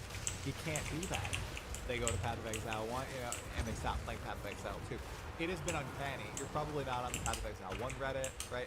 I am. I read. I lurk there. I don't ever post to the Path of Exile Reddit anymore, because those days are done. I used to be super active in those Reddits before my YouTube channel got traction. But the sentiment is, wow, PoE 2 has it so right now. And Path of Exile 1 is floundering. It is what, and this is from people who are playing both games. Then you have the people who are Path of Exile 1 only, and they're basically saying, well, Path of Exile 2 is hogging up all the resources now. Path of Exile 1 has limited budget, limited developers, it has limited scope, it's not getting the love of Path of Exile 2, that's why it's floundering. And then you got the double players that are saying, like, oh, just come on, just try Path of Exile 2. And it would be so fascinating to see what the Path of Exile 1 only players think of this game now, because there's still the perception on that forum and in that space of pre-launch Path of Exile 2 or 0.1 Path of Exile 2. Yeah. And it's so fascinating to read, because people have their first impression with something and it just stays with them. They refuse to give it a second chance, even if it has drastically changed, and in many effects become a mirror of the game they love so much. So it's so fascinating to read all these opinions here of people discussing Pee-wee 1, Pee-wee 2, retention, both games, all that stuff. So. I think you're on to something here, right? Because like when Path of Exile 2 came out, forgive me for what I'm about to say, it was too good for a beta release. Because everyone's like, this is a beta release game. This game should be treated like a beta. We're gonna do a ton of balance patches, right? That was like the first couple months, the first couple weeks. This is what was going on, right? And when players came to the game, they played Path of Exile 2. It's not like what it is right now, but it was almost a full game. It had acts, it had the 3 deadly acts, it had an end game, and it was like almost a full game-ish, right? So I feel like the way that GGG released Path of Exile 2 in open beta, it's right now in closed beta because you gotta pay for it, right? In closed beta, kind of destroyed a lot of what Path of Exile 1 players were expecting. When they came to this game, they did not like the game at all. And because how featureful it was, they were like, oh, this is how it's going to be. Not realizing that GGG is going to be these massive changes to it over and over, right? I think that because everyone looked at this game and forgot it was in beta, they don't think it changed, right? Despite it changing massively. I remember like these discussions were happening where like a lot of people were like, yeah, this is a beta game, this is why you're gonna get weekly balance patches, and then GGG's like, actually we're gonna treat this as a full release game. And then that perception completely changed, right? Which I think a lot of Path of Exile 1 players are still in that it's a, you know, it's no longer a beta, it's gonna go for the same. It's not changed that much because they don't change the game that much to actually adapt to what it is. Despite it now looking completely different, right? It does not feel like 0.2. I only see Path of Exile 1 in clips, and I'm like, all right, this looks a little similar to that, right? Not as insane, right? But like I've seen builds here where they just pop a screen, right? Frost snap a screen, Blooming Shrine a screen off, right? So I really hope a lot of Path of Exile players, you know, 1 players come back and try Path of Exile 2 because, yeah, it's getting all the resources because it's just better. Yeah, I think it's better. I do. But you know, it's our personal opinion. A lot of people still think Diablo 2 is king, right? It's all subjective. I mean, so like when people, sure, go ahead, right? Play Diablo 2 for the rest of your life. Yeah, some people do that. It's comfort. Yeah, it's comfort. Yeah. It's like us playing DDO sometimes. We're like, this is comfortable. Hey, this is don't nice. you dare diss the name of DDO! I'm not dissing. You think I'm people think D2 is the greatest ARPG of all time. I don't think it's dissing. It's just I understand that, and that's why when I say, you know, oh, I prefer Path of Exile 2 over these other games, it's always shocking to see some of the responses to that when it's an opinion, and there are people who swear that EverQuest right now, EverQuest Online is like the best MMO ever, or Diablo 2 is peak and it's their favorite game, right? People have these opinions. Like it's all just personally subjective. So another fascinating thing that I think contributes to burnout, and I think it might be getting worse and worse as time goes on, because it wasn't like, I swear it wasn't like this when I first started playing Path of Exile 1 way back when. So many people love to follow the meta, and I swear it leads to people just hating the game and almost treating it like real life. Like, I'm not even talking about the build meta. I'm talking about everybody following the latest currency farming strat, getting pissed if they miss out on it, getting angry if drops aren't in the right place, getting angry if they're not getting the items they need, making the money that they need to progress to the next level. Like, balance aside of the game, whatever. Like, the balance could be bad, the balance could be good. I just think so many people love Pee-wee 2 0.5, right? Balance was great in a lot of people's eyes with loot and everything. I still think that it tarnishes the experience of a lot of people when they spend a lot of their time absorbed in following the newest trend and making sure you invest in this and invest in that and tracking all these different things instead of just enjoying the game as the game and coming up with stuff on your own. Like, you don't even need to play like solo self-bound. That is their game, right? A lot of people are masochists, I'm gonna be honest, right? And it might ruin the fun from a little bit, but you know, it actually does, right? They'll find themselves doing that. But like, would that player be playing other games that are just as punishing? Well, it's not as punishing. I don't think it's as punishing. It's just that people... I think that people are, like, thinking for themselves less, and I think that's bad.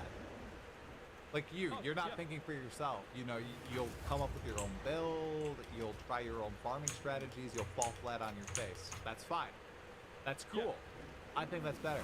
I think that with Path of Exile 2, even more so than Path of Exile 1 in my opinion, they want to jump on the newest trends so fast. We saw that in 0.4 with the Val Temple debacle, right? Yeah. And GGG I thought handled that poorly.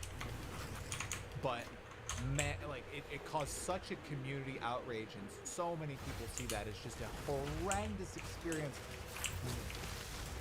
when it was just like the current one part about the game that was effed up.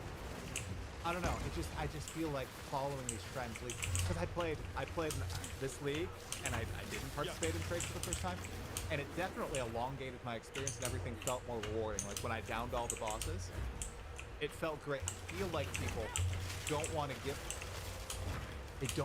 themselves this opportunity to experience it for themselves. They think that following the trends and everything will be more fun because they'll beat the game faster or they'll be the richest, instead of just saying, hey, I want to do this thing for myself. That's almost like a... Well, I get... Kind of. It's like powerhouse full FOMO, right? I need more currency to do this so I can become a rich man. Like I feel like it's a little bit like FOMO, right? If you're following all these build guides because you need to be the strongest character or farm the fastest, you have the fear of missing out, right? On the currency drop, on the divine drop, on the investment market of Path of Exile 2, you know? Like I think that is a little bit of a factor. But I want to ask you a question. You don't see this much in Path of Exile 1, despite, in my perception, Path of Exile 1 being a lot more of a hardcore game than Path of Exile 2. I see a lot of sweaty players in Path of Exile 1, right? Do you think it's because Path of Exile 2 is so much newer, and there's so many less strategies to farm currency, that it typically, like, players who want to do that typically look at videos because they don't have a familiarity with how you're supposed to farm currency in these league mechanics? Yeah, I do. So to clarify too, I'm not even talking about builds mostly, guys. I'm talking about just playing the game, like farming currency and everything, kind of optimizing the fun out of the game. And yeah, I think you're right. I think there are a lot more new ARPG gamers in Path of Exile 2, but this is almost a broader commentary on how gaming is as a whole. Instead of figuring stuff out for yourself, you immediately go have someone figure it out for you. Instead of trying stuff out, because I guess you're right, you feel like you're gonna fall behind. You feel like you're not gonna get to that next echelon of power and everything. I don't know. I know it's kind of tough to hear, and I know a lot of people have different scenarios, but I do think that even if it takes more time, I guess if you're not having fun spending that time playing the game and you want to do it faster, I guess it's not worth it in the end. But it's something as old as time. If you do something for yourself with your own hands, or playing on the game with your keyboard, it's just gonna feel far more rewarding at the end of the day. Oh yeah. And I don't know. I think a lot of people kind of miss out on that by kind of having one monitor with a Twitch stream and just following exactly what they're doing on their own monitor. Like, I've always been an advocate of, don't watch my stream. Don't do it. Like, literally, if you're playing the game, you shouldn't be watching my stream. In my opinion. This is my opinion. I said this literally launch day, 7,000 viewers on my chat, which is insane. I was like, okay guys, you're logging in, the queues are up. Turn off my stream, turn off everybody's stream. Literally just play the game. You will enjoy it so much more. Have that pure first experience.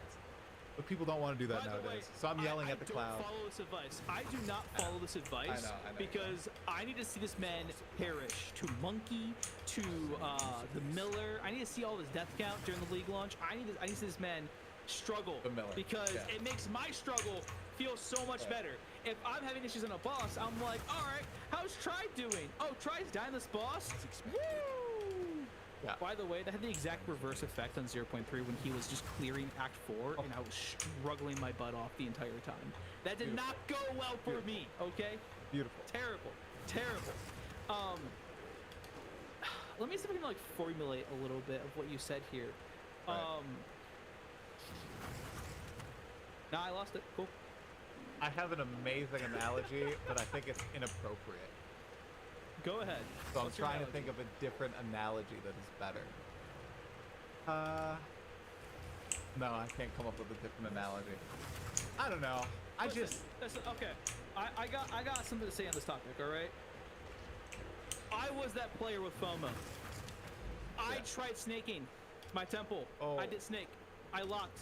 I ran ritualist. I did negative item rarity farming. I spent a lot of my time doing that. I got divines. I got 1,000 divines in 0.4, which is a lot for me. Very little amount for other players, right? Understandable, right? I did the farm. I did the build. I played the game. But if I spend an hour playing ritualist and I'm not having fun, am I playing a game? Am I? No. Yeah. No. Yeah. No, So- I understand. I understand your point. And well, here's the thing, right? In 0.5, I thought it was because I messed out. Fear of missing out. So what I do in 0.5 with my league start, I played Ritualist as a league start. I went forward. My idea was to do negative item rarity farming. I had an entire farming strategy before we even knew what was affected. Thanks, Atlas Tree. And the thing is, it got to a certain point where I was a level 87 ritualist with blood magic and spark and cast on comment. I was clicking the button and I just paused the game. And I'm like, am I having fun? No. No. I'm not having fun whatsoever. Because when you play a game like Path of Exile 2, you can grind, you can do that, or you can be a little less efficient with your build, play a build you actually like, and you'll find you'll probably play the game faster and get what you want faster if you play a build you actually enjoy playing. Yeah. No, I agree. I see it both ways. I get it. I had to put it out into the ether. I had to say maybe try not joining the rat race really to see how it is.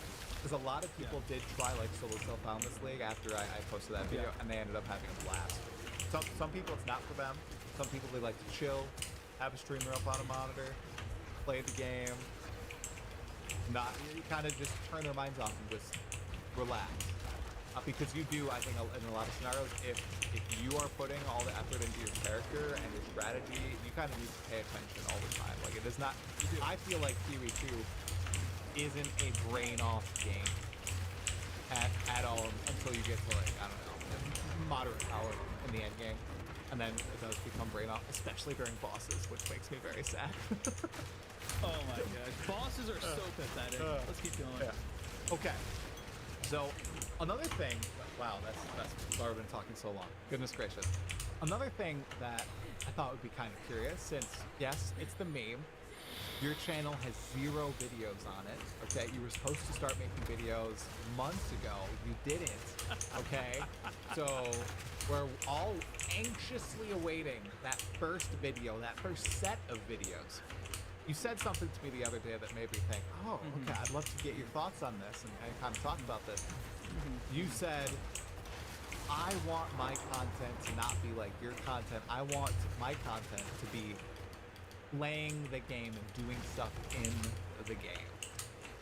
So I'm kind of curious, why do you want to create content like that on your YouTube channel? As opposed to what I do, which is 99% commentary on the game, as opposed to guides, showcases, so on and so forth. Yeah. I'll give a lowdown why. It's because I want to play the game. right? And the thing is I want to play the game the way I want to do it, right? I want to have fun. I want to go ahead and do some funky stuff.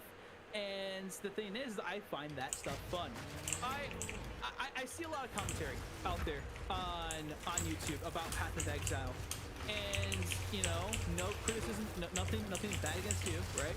But I see like the same topic talk about 10 different people.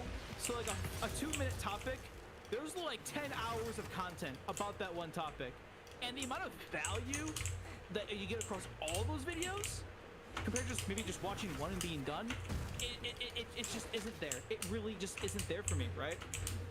And I feel like, you know, during dead zones, sometimes there's not a lot to talk about because GGG is working their butt off doing something, or maybe maybe you're a Path of Exile 2 only player and then Path of Exile 1 release and you really want to talk about that honestly, right?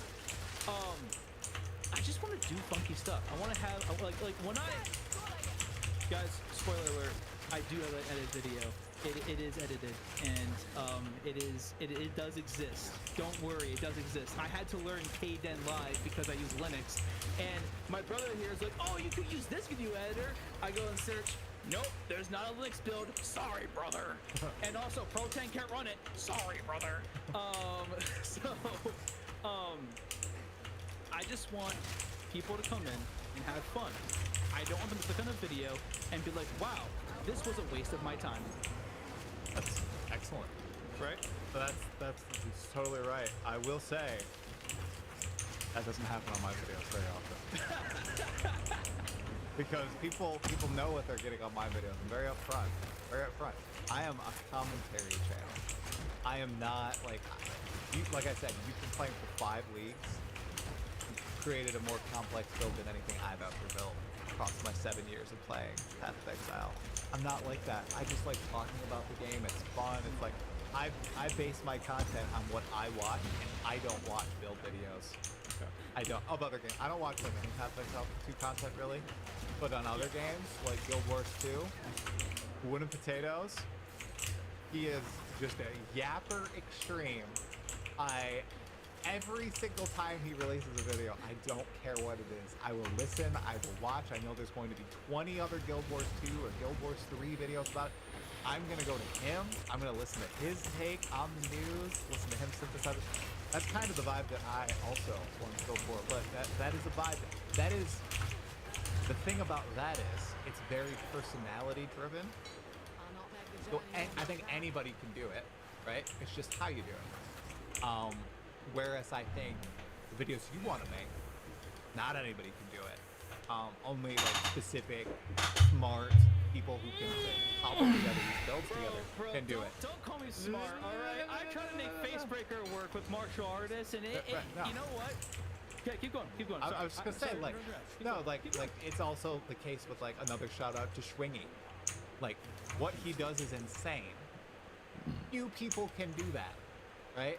Like it's just incredible. But like with the Path of Exile, another like news person I go to, like Sir Gog. Sir Gog, that's my news guy. You know, I might be your news guy for Path of Exile 2, random viewer. Sir Gog is my news guy for Path of Exile 1, or just general news in general. I love listening to Sir Gog. It's interesting to see the different types of content that pop up, because there's like the race to create the first type of each content. For example, news content, because that didn't exist when I started doing news content for Path of Exile 2. Literally nobody was talking about it. That's why a lot of people subscribed to the channel initially. But then a lot of people started doing news content, so it becomes more saturated, right? And then you get exactly what you're talking about, where there will be the teaser that I covered the other day, and I think I probably saw 4 videos talking about it over the past 2 weeks. Mine didn't come out until like 2 days ago though. So I also missed the jump to it. Then you see like Schwingy's challenge series for PoE 2 come out with the wheel. I've seen at least 3 other creators start to do wheel challenge series too. You have Dark Microtransaction and his build show-off series, where someone comes into a juice map and shows off their build for 1 minute. Right? I think those are good videos. Those are great videos. I think that people are going to start to do that more and more. So it's like always a race to find something unique and interesting that you can continue to create on your channel, or you try to stay the top source of that content, of that information, and it can be very tricky. And the YouTube algorithm and the audience, people can be fickle, as you know. So okay, what were you gonna say? I had to finish my thought. I mean, I was just gonna interrupt you because you're calling me. I thought you were calling me smart, and I was like, "Don't do that," and then you did it, and that was awesome. Good. All right. How about persistent? Persistent is exactly what I am. There you go. All right. Yep. Do not. I'm persistent to an utter Oh my gosh. You know, it's like, hey, stop digging yourself a hole. Well, I dug the entire cave system, man. I'm down here in the dark. Yeah. Yeah. I mean, like, so you did a lot of interviews, you did a lot of commentary, you did a lot of news. I mean, but now you're kind of taking the approach of like, now you want to challenge yourself in Path of Exile 2. Where do you see your content flowing to, honestly? I don't know. That's the problem. I don't know if I have that type of content, like the time for that, because that's so hard to do properly. I am gonna try to make videos out of it, but I think my news niche is where I can stay right now with the size of my channel. But I'm gonna try to do those challenges. It just might be like a one per league sort of deal. We'll see. Fair enough. We'll see. It's very fun though. I might start hardcore in 1.0. Oh, you might start hardcore. Oh, it's pretty fun, dude. It forces you to kind of take it slow and methodical. Well, I've been enjoying it. Guys, if you were on the stream with my brother and I streamed a little bit of our THC league. I died the corridor before GNR. we were in the last map. We were both playing together. We're doing a dual THC league playthrough. We're gonna do a great job. Let's go! I died right before GNR, right before the checkpoint. It was terrible. Got popped by a Verisium pile. It was instant. And I even warned him. Yeah, just gone. I said, bro, don't do it. Warned, watch out. But I was like, all my passive nodes are defensive. What do I have to worry about? Gone. All right. So, I you know what? And I was like, okay, you know what? That's pretty funny. Let's do it again. Play another warrior. I got this mace, this maul of utter power and destruction. Try over here is like, wow. So many people will be jealous of you for that. 5 minutes later, died in hunting ground. It was a forge maul that Angormus would have died for in a warrior run that he got off. I think Draven was There's crazy. so many heartbreaks, man. I can't play hardcore. No, it's rough. When I die, I'll probably vow to never play hardcore again. We'll just have to see if I die. Listen, from experience, I can tell you, it's changed. It's life changing. Once you perish in hardcore, it changes your entire perspective of the game. You start to value every gold piece. Yeah. I'm gonna try to get to Arbiter. I think I can do it as long as I'm careful. I'm probably gonna go to Arbiter, fail on Hall. Yeah, if I fail on Hall, that'll be so wrong. Yeah. I have one more. I have a question for you, brother. Yeah, what? You mentioned Wooden Potatoes. Yeah. Who are the YouTubers you've watched and got inspired by to start your YouTube channel? Wooden Potatoes. Is that it? I think, yeah, he is who I base my channel. That's why I'm talkative tribe. Wooden Potatoes. Okay? I am an adjective and a noun. All right? I literally think that's kind of what he was a catch-all for Guild Wars 2 in Guild Wars, and he did some other Let's Plays, and I always loved his upbeat, I swear, upbeat attitude, positive tone, matched my own, and yeah, it was 100% his videos. Any other YouTubers? Not really, dude. That inspired my channel? All right. Nah, just Wooden Potato. I didn't watch a lot of YouTubers. Most of the channels I watch now are more so news focused. Yeah. But I'm thinking like Matt Colville is not who inspired my channel at all. It was mostly Wooden Potatoes. Data twisted. Did anybody inspired you? Welcome to my channel. Videos? Like, are Best you basing promotion your on stream overly legit No, videos thanks. off any particular I got a regular day job. creator? No need for viewers. I got to be honest on what we're talking about here. So, you? Fair. The only viewer I got is my boss watching me to the camera when I make bread. No need for any fake viewers, thanks. I love watching his videos and the way he interacts with his audience. Hopefully one day he'll actually do what he does. I'm not sure if you've ever seen Doug Doug's videos. He does challenge runs where the Twitch chat is able to actually put challenges onto him. That's pretty cool. And then The last creator, which I loved, I listened to his videos so much. I listened to all of his videos. It was a good thing to put in the background, just hear him talk. Was Mitten Squad. Who's that? Which he did challenge runs for Bethesda games. So he did Fallout, he did Skyrim. He's like, can you beat Fallout New Vegas with a Guitar Hero controller, but only use your foot? Yeah, not for me, bro. Can you beat Path of Exile 2 using a Dance Dance Revolution Using a pad? drum set. Or a Oh, drum a set. Dance Dance Revolution pad. Yes! Dance Dance Revolution pad. Yes! Start dancing. Can you beat Act 1 with a Dance Dance Revolution pad? No, and bro. then you have the motion sensor, and if you do this, you do like mouse click this way. If you do that, you do mouse click that way. You do like certain moves. You got Yeah, a watch Python those arm application movements, man. right in the background. Yep. It's gonna be so good. I mean, okay, you know what? Let's do the chicken. I don't know. That'd be so good. That'd be so good. I thought of one-time piece of content. Arbiter of Ash, but on a DDR pad. DDR pad. Like you have to go through the hallways, but you know you're on a DDR pad. Oh my gosh, that would be key. I need to do Your this. movement. So like, or you can order the Power Glove, right? The Power Glove. You can do this. You ever seen the Power No, Glove? what's the Power Glove? What? Is this a special It's like controller? a glove. It's a glove you wear, and it has buttons on the top of it. So it's a Power Glove, right? Let me make sure. I gotta make sure I'm talking about this right. Give me a second, boys. Are you talking about the Infinity Gauntlet? I think you might be. No.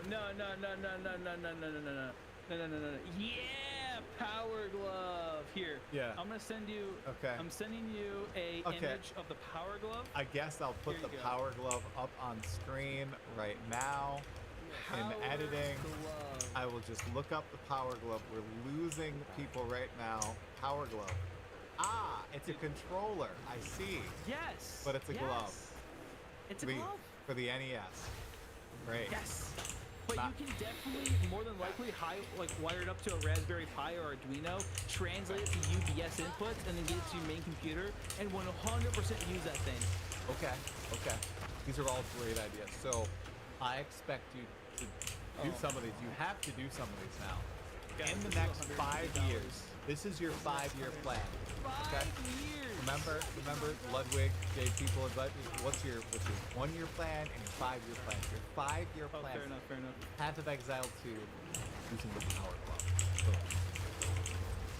There you go. Right? Yeah. Okay. 100% Gianor Power Glove.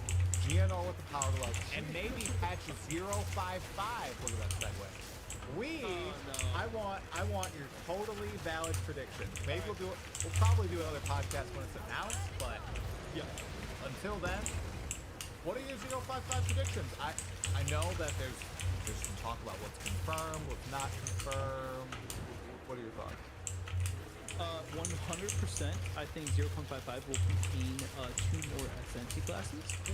I really hope that it's going to be the Arcane Archer and the last one on the Druid. Those are the 2 that I want and wish for. I think they're going to do 100%. There's going to be balancing. We know there's going to be balancing. No way they're not going to touch. What's something Eternals, specific? right? What's something specific that you'd like to see balance wise? Yeah. Like a sweeping specific change. What do you think? All right. Like gem levels removed from gear, something like that. Anything along those lines? I have changed my opinion. Oh, on gem I level? would like to see item rarity stop affecting currency drops. Oh, we got him. Yep. We did it. We didn't do it. I'm kind of indifferent on the whole thing, but I'm sure some people will be happy. I really, I think that the game should focus on making the content more difficult for better rewards instead of making a certain build to get better rewards. Your build should focus on power, not on I need a stat that does nothing else besides giving me better loot. Sounds logical to me. Interesting. Yeah, I have completely swapped on that, and the reason, and actually no, I just completely swapped on that after playing the game a little bit more, and the feeling, because you know how bad it feels that I only drop Regal Shards? Ooh, that's rough, It's bro. only Eco Shard. Got like 30% item rarity. It's taking up a massive power slots on my gear. No, you're doing and- something wrong, bro, because What do you mean? I don't even have item rarity, and I get way better drops than you. Nope. Nope. I think you're exaggerating. No, sir. You No, are. sir. You are. 100% are. Bro, Listen, listen. I had 30. Where is my Mirror of Calandra? Okay, see, and this is why the anti-rarity crowd is insufferable. Because they go to, where's my Mirror of Calandra? No. I had like 35 Divine Orb drops raw this league. Yeah. On yeah. I didn't use any item. So my drops were pretty good. That's just, I had Regals off the wazoo, Elf Orb. So maybe you got like a button not pressed in your client, like the streamer client button. Oh, you need to have at least one YouTube video for that. You're right. You gotta have one YouTube video to unlock the streamer client. I forgot.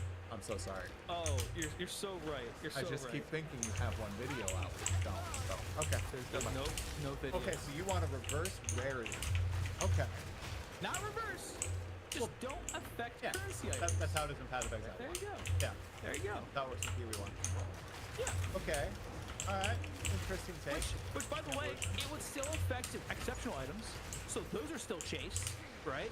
Yeah. That's pretty good. That's pretty good right there, right?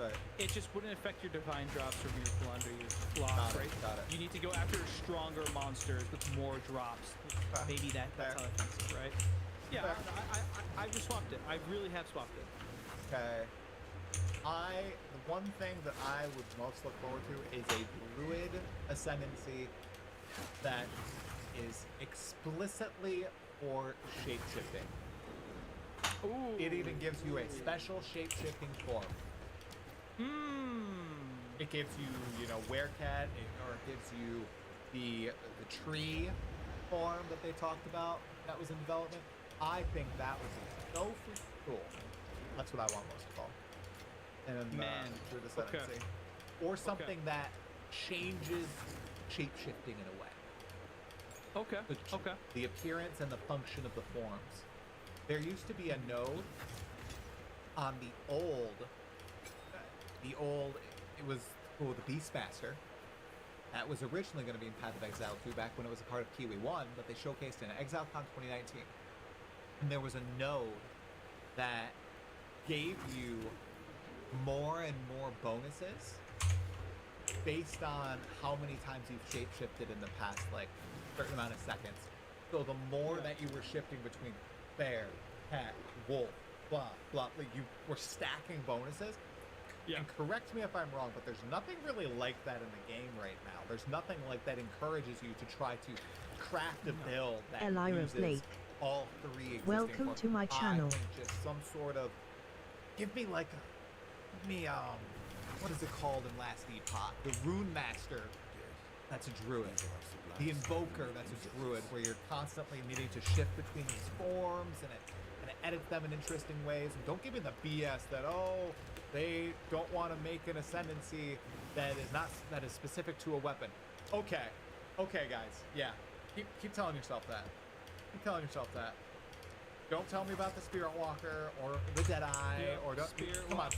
Don't even. Yep. They can do a shape-shifting druid. Okay? Deadeye can affect spells. Just saying. Yeah. Right. I know it can. Yeah, But this could also affect, like, they can somehow make it affect other things in a cool way. Like Archons, maybe do Archons count as form swapping? I don't even know. Probably not. No, there's Maybe no they could. I see that. That would be pretty cool. Honestly, if you're gonna add another form in Path of Exile, maybe just make it part of the base talisman, and then what you're talking about is an empowered version of all the forms. Right? I think instead of bear, you're a dire bear if you're the defensive class. No. They put Fists of Stone in the game. They put Aim a Boss in the game on ascendancies. Give the druid its own specific form in an ascendancy. I will hear nothing else. Okay, Non-negotiable. I'll back up. There goes my dreams of being a tree with stone of fists and being reverse Minecraft. Nope, it's not happening. But I'd love to see that. Yeah, some people are not fans of 15-button gameplay. I yearn for the days when you broke it once more, even though my hands probably will not do You're well. gonna need the power glove. I'll need the power glove. You're gonna need it to play that class. Yes. Let me get my Wex Quas exhort spamming going on again. I can do it. I believe in myself. Okay, anything else for 055 that's like big, game changing that you kinda looking for? So 0.55 doesn't have a new economy. Yeah. New ascendancies, we hope. What else would you think it would affect?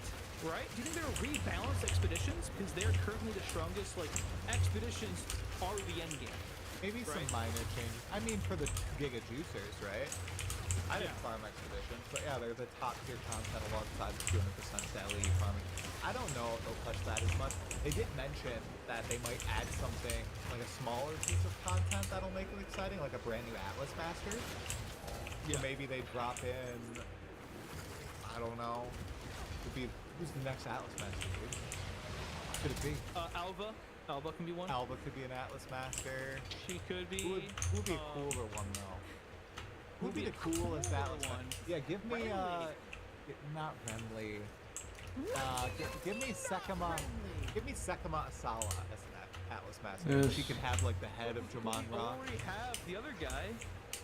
Dado? Yeah, screw Yeah, Dado. yeah. Oh, the Rune guy already confirmed as an Atlas Master? Viral? I didn't think he was Where's that confirmation? I don't know. Oh, maybe. He'd be fine. That's fine with me. Sure. I think maybe we need like, we could have the Abyss guy be an Atlas Master. That'd be kind of sick. Where is he? I don't even know where the man is. Oh, he pops up the in map. nameless one. No. The guy like starts with an M. Do you remember him? Do you remember the Abyss NPC? Yeah, the nameless one. Oh, Not the. that guy. He's gone. He's dead. Yeah, that. Oh, he's dead. He's dead. Okay, he's gone. Okay. Yeah, he's gone. Was that a kiss? Was that a kiss over to his dead body? What? No, it wasn't a kiss to his dead body. Bye. We have Pharaoh now. Bye-bye. No.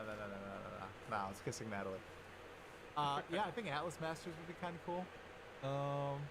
I mean, Atlas Master, Ascendancy class, new economy. I think that's is fine. That enough for 0.5? Yes, it is. Really? Yes, it is. 0.55? Because 1.0 comes out in December probably. So I think that's perfectly fine. Okay. I think that's good.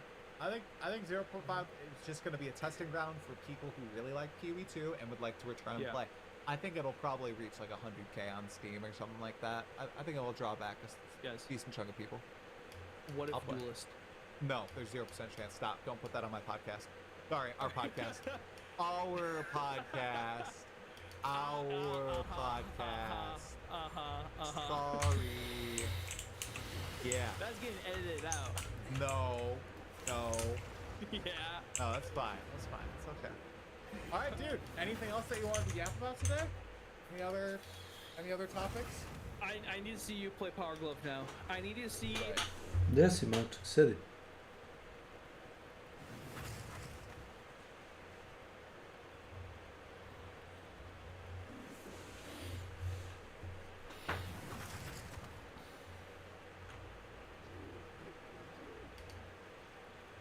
This friendly fella right here, that's called a livestock man. Those of you who grew up on a farm and are familiar with the kinds of videos I make probably already know where this is going. But for those who don't, a bander is generally used on cattle, goats, and sheep as a bloodless castration tool. Sold in a variety of sizes and strengths depending on the animal it's intended for, a bander works by applying a very strong rubber band around the base of the animal's scrotum, or sometimes the tail if it's used for docking. The extremely high tension of these specialized rubber bands cuts off the blood supply, and in a few weeks, the testicles just fall off. Although this is one of the most common ways to castrate livestock due to the fact that it's inexpensive and it's difficult to mess up, there's a lot of debate over whether or not this is more or less humane than other methods. And some countries have even banned their use, especially without the use of anesthesia. Obviously, you should never, ever use this on a human being.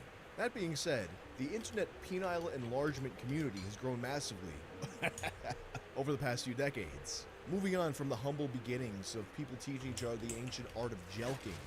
Okay, so the section here got the video taken down by YouTube. It was a clip of Austin Powers in which a nurse shows him a number of devices. I've now re-edited the video to remove the part that YouTube said was objectionable, so hopefully it stays up. However, on some very superficial level, the underlying principles of these devices may in some way seem to resemble the livestock ban. As such, members of the penile enlargement community have at times had to issue warnings to never ever do this. Many of these warnings can largely be attributed to one specific person, an unfortunate user of the Thunder's Place forums, which refers to itself as the big penis and men's sexual health source, increasing penis size around the world, submitted for the approval of the Midnight Society. This is the tale of Numbness 41.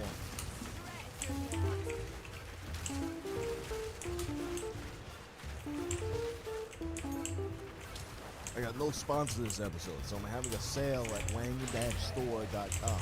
Just use code SWAT when you put in your order. That's wang-store.com. Created in the year 2000 and active to this very day, the Thunder's Place forums are one of the internet's oldest outposts of the internet penile enlargement community. On these forums, men share their experiences with various enlargement techniques and devices, measure their progress, and provide a supportive environment for like-minded individuals. In 4 different languages. Indeed, this is a place where French internet users can learn about les pompes à penis. Of course, although these forums constantly emphasize safety, there are risks innate to penis enlargement, no matter how safe you are, thus necessitating an injuries and treatment section. There, you'll find threads like, discolored glands from Peenie Master Pro. Should my penis look like this after pumping? Difficulty urinating. Jelking made me bigger but ruined my erections. Hard vein on top of my member. Can anything be done? But perhaps the most infamous thread from the Injuries and Treatments forum, not just because of the subject matter, but because of the person's personality, was a thread entitled, Banding My Penis. Posted on March 10th of 2016, a user named Numbness41 writes, I'm currently looking for information. I attempted this and looking for further advice. All information is greatly appreciated. At first, people aren't quite sure what he means by this. I was honestly just going to summarize this post, but the way he writes this I feel is crucial for developing a mental picture of this guy. My girlfriend, she loves before oh come how my penis head swells larger. Honestly, I've been coming for several decades now and I'd never noticed that, but I'm probably just not paying attention. So I thought I would try banding, so I attempted this. I didn't want to buy a bander and bands, just try it if it would work. I have a friend who has a farm. He has one for his bull calves he steers. So I went to his barn and tried it. I put the band about halfway on my erect penis. It held my swollen head perfectly. Okay, now to get this band off there was nothing to attempt at there. I go to drive home to try and get this band off. I find that this band is tightened up so much that I can barely see it. To help you visualize this, know that these bands can apply as much as 60 pounds of pressure. I'm honestly glad that I bought this thing for the video because I don't think I would have properly comprehended how much tension that is. Like, I'm putting a little elbow grease into this. My skin is swelled so much, my penis is very numb, getting cold, very purple. I'm searching, trying to find anything my penis is turning yellow and deep purple. I find a pointed razor knife, I try, cut carefully. The band was on about 5 hours total. It has been a week. And my penis is still numb and cold, and the yellow/purple color is mixing, getting almost grayish. I'm wondering how long it takes to get back to normal. Within minutes, one of the forum mods replies in no uncertain terms. It's dead. You castrated yourself. That's what those bands are for. Go to the emergency room. I am praying this is just a joke. If it's not, you have lost your penis forever. You have to wonder where he even got this idea to begin with. Like, if you look up these kinds of devices, any livestock bander you find online will very clearly tell you what it is, what it's for, and how it works. And surely his friend who works at a farm knows this, and he's aware that this guy doesn't own any livestock. The thread fills with people urging him to go to the hospital immediately, and he responds with perhaps the most frustrating reply imaginable. I went on one of those online doctor asked them questions, had 2 replies back, both said seek immediate attention. One feels I'll have nerve damage and is optimistic that a possibility could recover, just isn't going to be overnight. Now listen, I hate to go to the doctor as much as anybody, but this is like, how are you not more concerned? This is one of the most urgent things that could possibly happen to a person. Now you waited a whole week and your dick is still numb. And then you're like, well, one of the online doctors, who might not even be a real doctor, said everything might be okay eventually. From this, I get the impression that he just came to the forums in hopes that they were going to tell him what he wants to hear. But then, begrudgingly, he finally follows their advice. Sort of. I made calls. The earliest I can be seen is in 3 weeks. New patient paperwork, and that's the earliest they claim. He called and tried to make a regular doctor's appointment. 3 weeks from now. What? The device you used is intended to make your balls fall off within weeks. Like, do they not have emergency rooms where you live? He continues with the online doctor's updated assessment. I did read the second reply from online doctor. He claims that there was hope up until I explained the grayish color change. He replied that he isn't going to sugarcoat the fact that I took an great risk and that I am most likely going to pay for it with the amputation of my penis. I replied back asking if 3 weeks is too long, and he said to monitor myself, and if great pain or any changes to go to an emergency center. But he said the damage is already done. He wished me well and good luck. That's nice. I don't know, man. If I sent pictures of my dick to a doctor and he said it was going to fall off, I would learn how to teleport to that fucking hospital. But this guy is just kind of like, what are you going to do? So as you can imagine, the forum users were becoming extremely frustrated with this stubborn man with a dying dick. So he tries to explain why he's acting the way he is. This is modern healthcare here.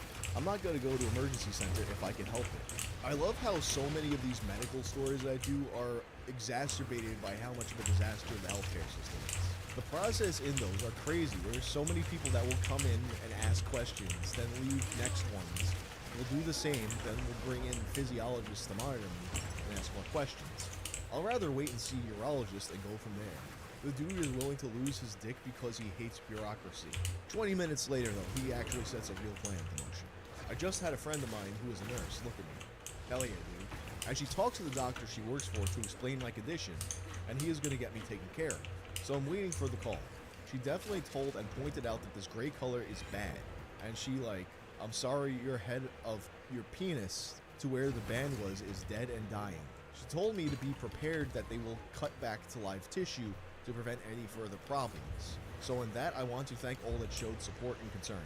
A result that was completely unsurprising to most of the forum users.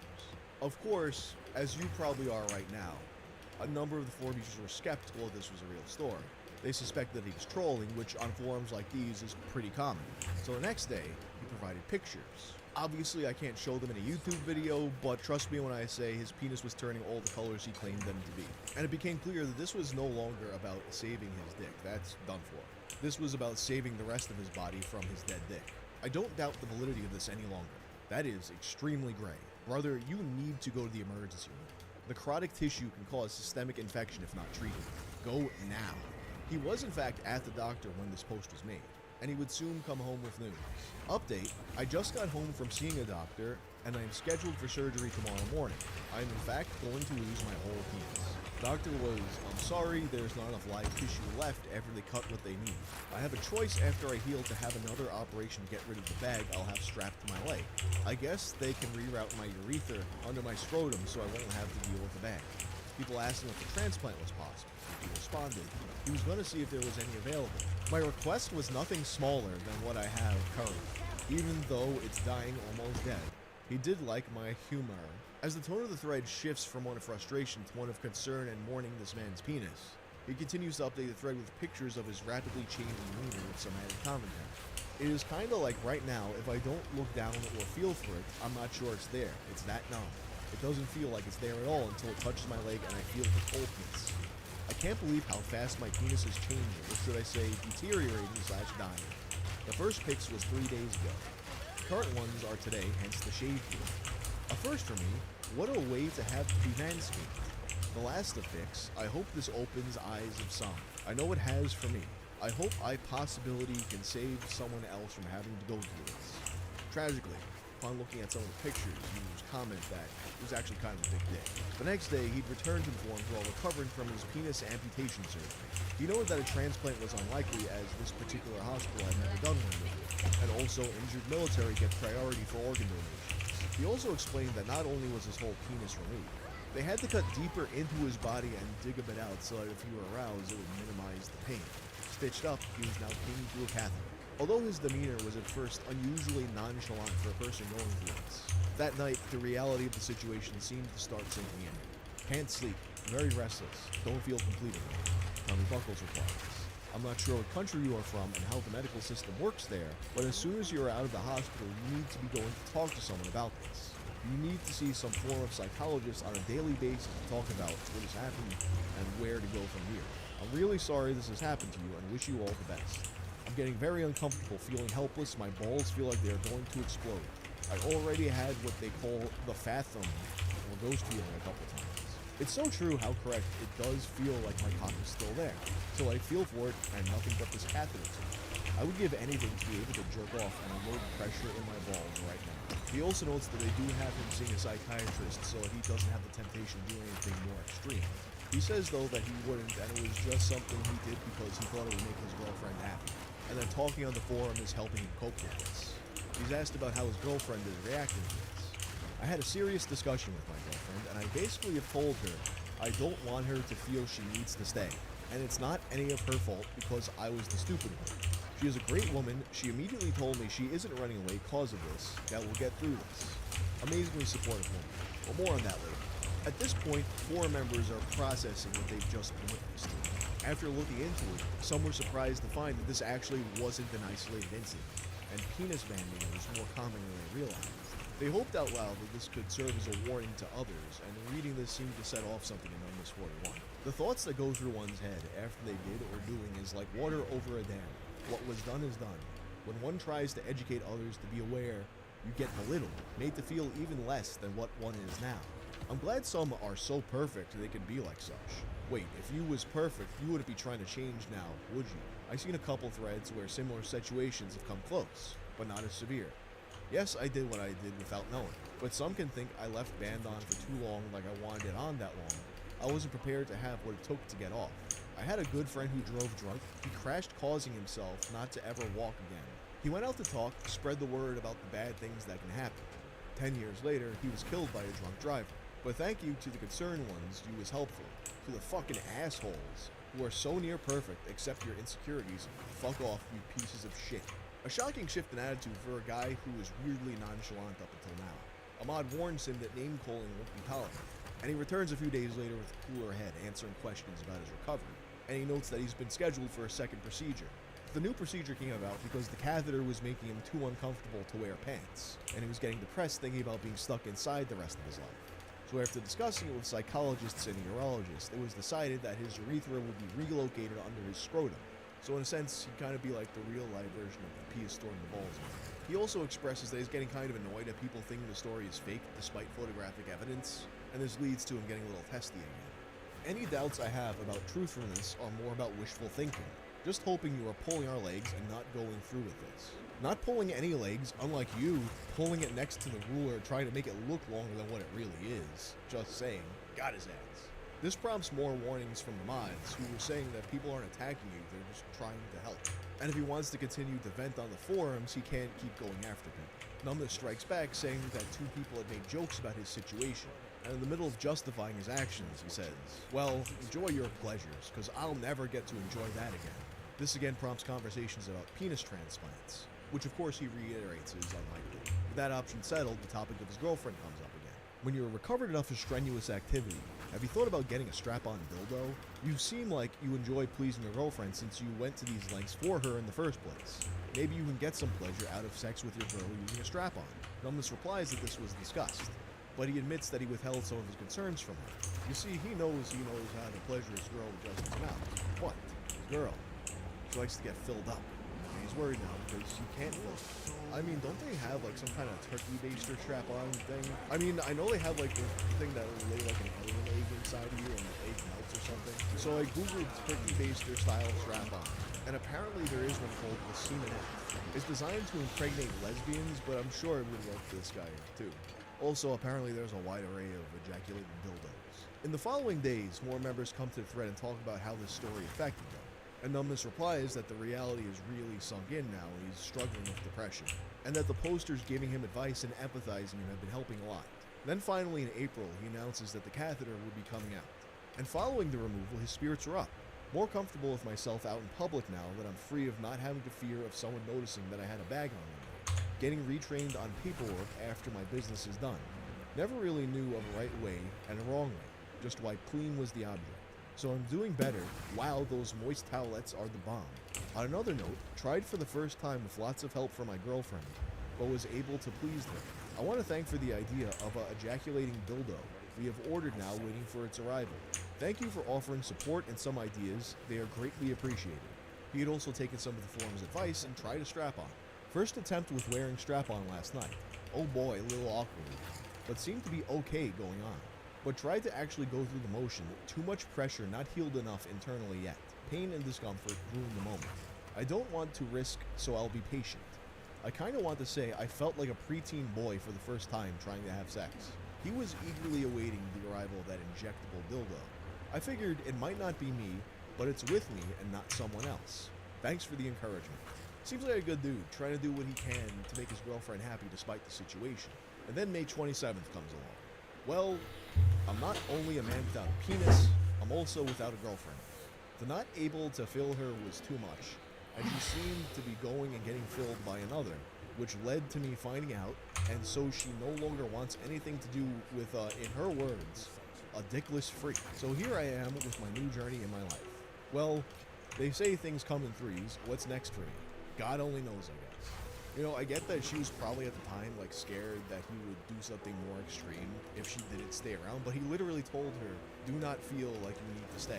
So rather than just taking him up on that, she goes and cheats on him. That's, to me, like a real scumbag move. The forum tries to cheer him up, saying that things come in threes, but sometimes the third thing isn't bad.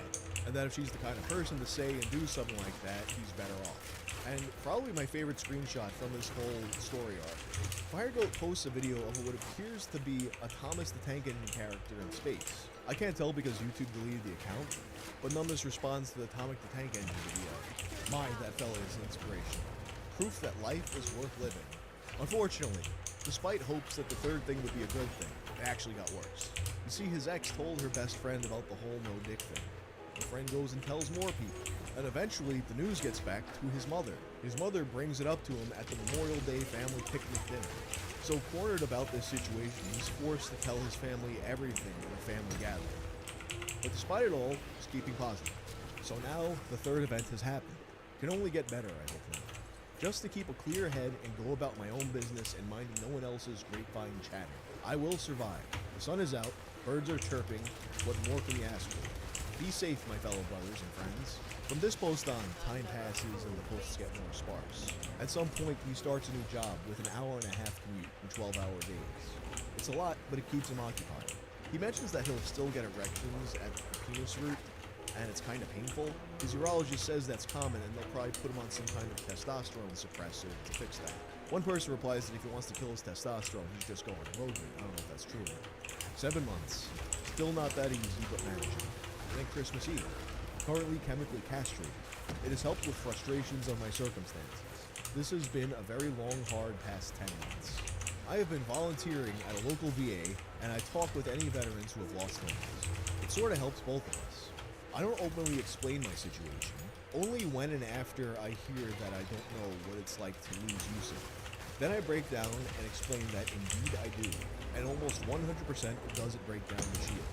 This thread would go on to be somewhat of a legend on the forum, with new users often making a pilgrimage and talking about how they've been affected by this story.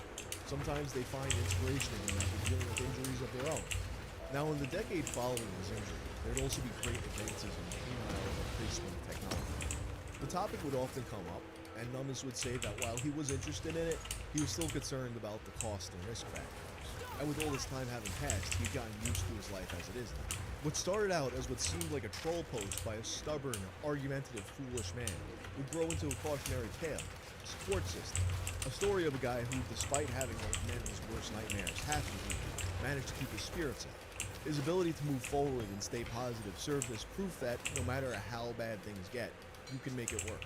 Of course, time moves on and people go on with life. But every now and again, every few years, he'd check in just to show everyone that he's still there, still alive. I've accepted what has happened and making the best I can with what has happened. There is more to life than one body part that isn't there. And that's the story of the man who castrated himself with cow tubes. If you like this video, turn on notifications and check out my video about the guy who grew a penis on his arm. I'm out.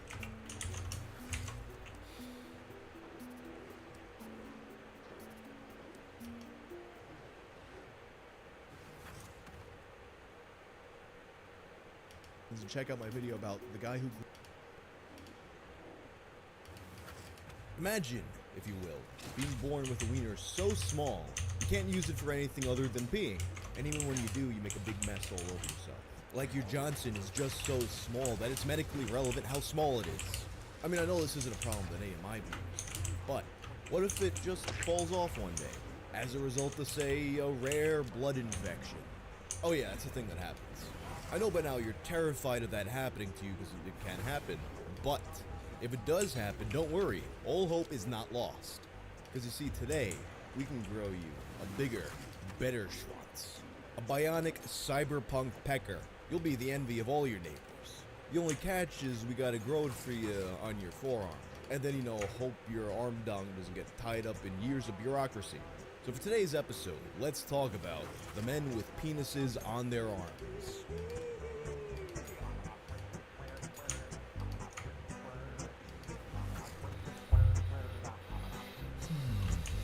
This video is sponsored by Helix. Helix is a premium mattress and a box company that makes mattresses designed to fit your unique needs and preferences based on your body type and sleep style. I've had my Helix mattress now for about a year, and I'm still having some of the best sleep of my life.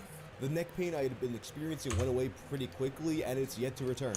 The first thing you do is go to their website and take the sleep quiz. Personally, I like a soft mattress, and I'm a side sleeper, so Helix determined that their Sunset mattress was the best option for me. Once Helix matches you up with the right mattress, it's delivered right to your door for free in the US.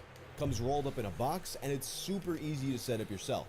And you get a 100-night sleep trial to see if Helix is right for you. That's more than 3 months. And if you don't like the mattress, they'll pick it up right from your door and issue a full refund.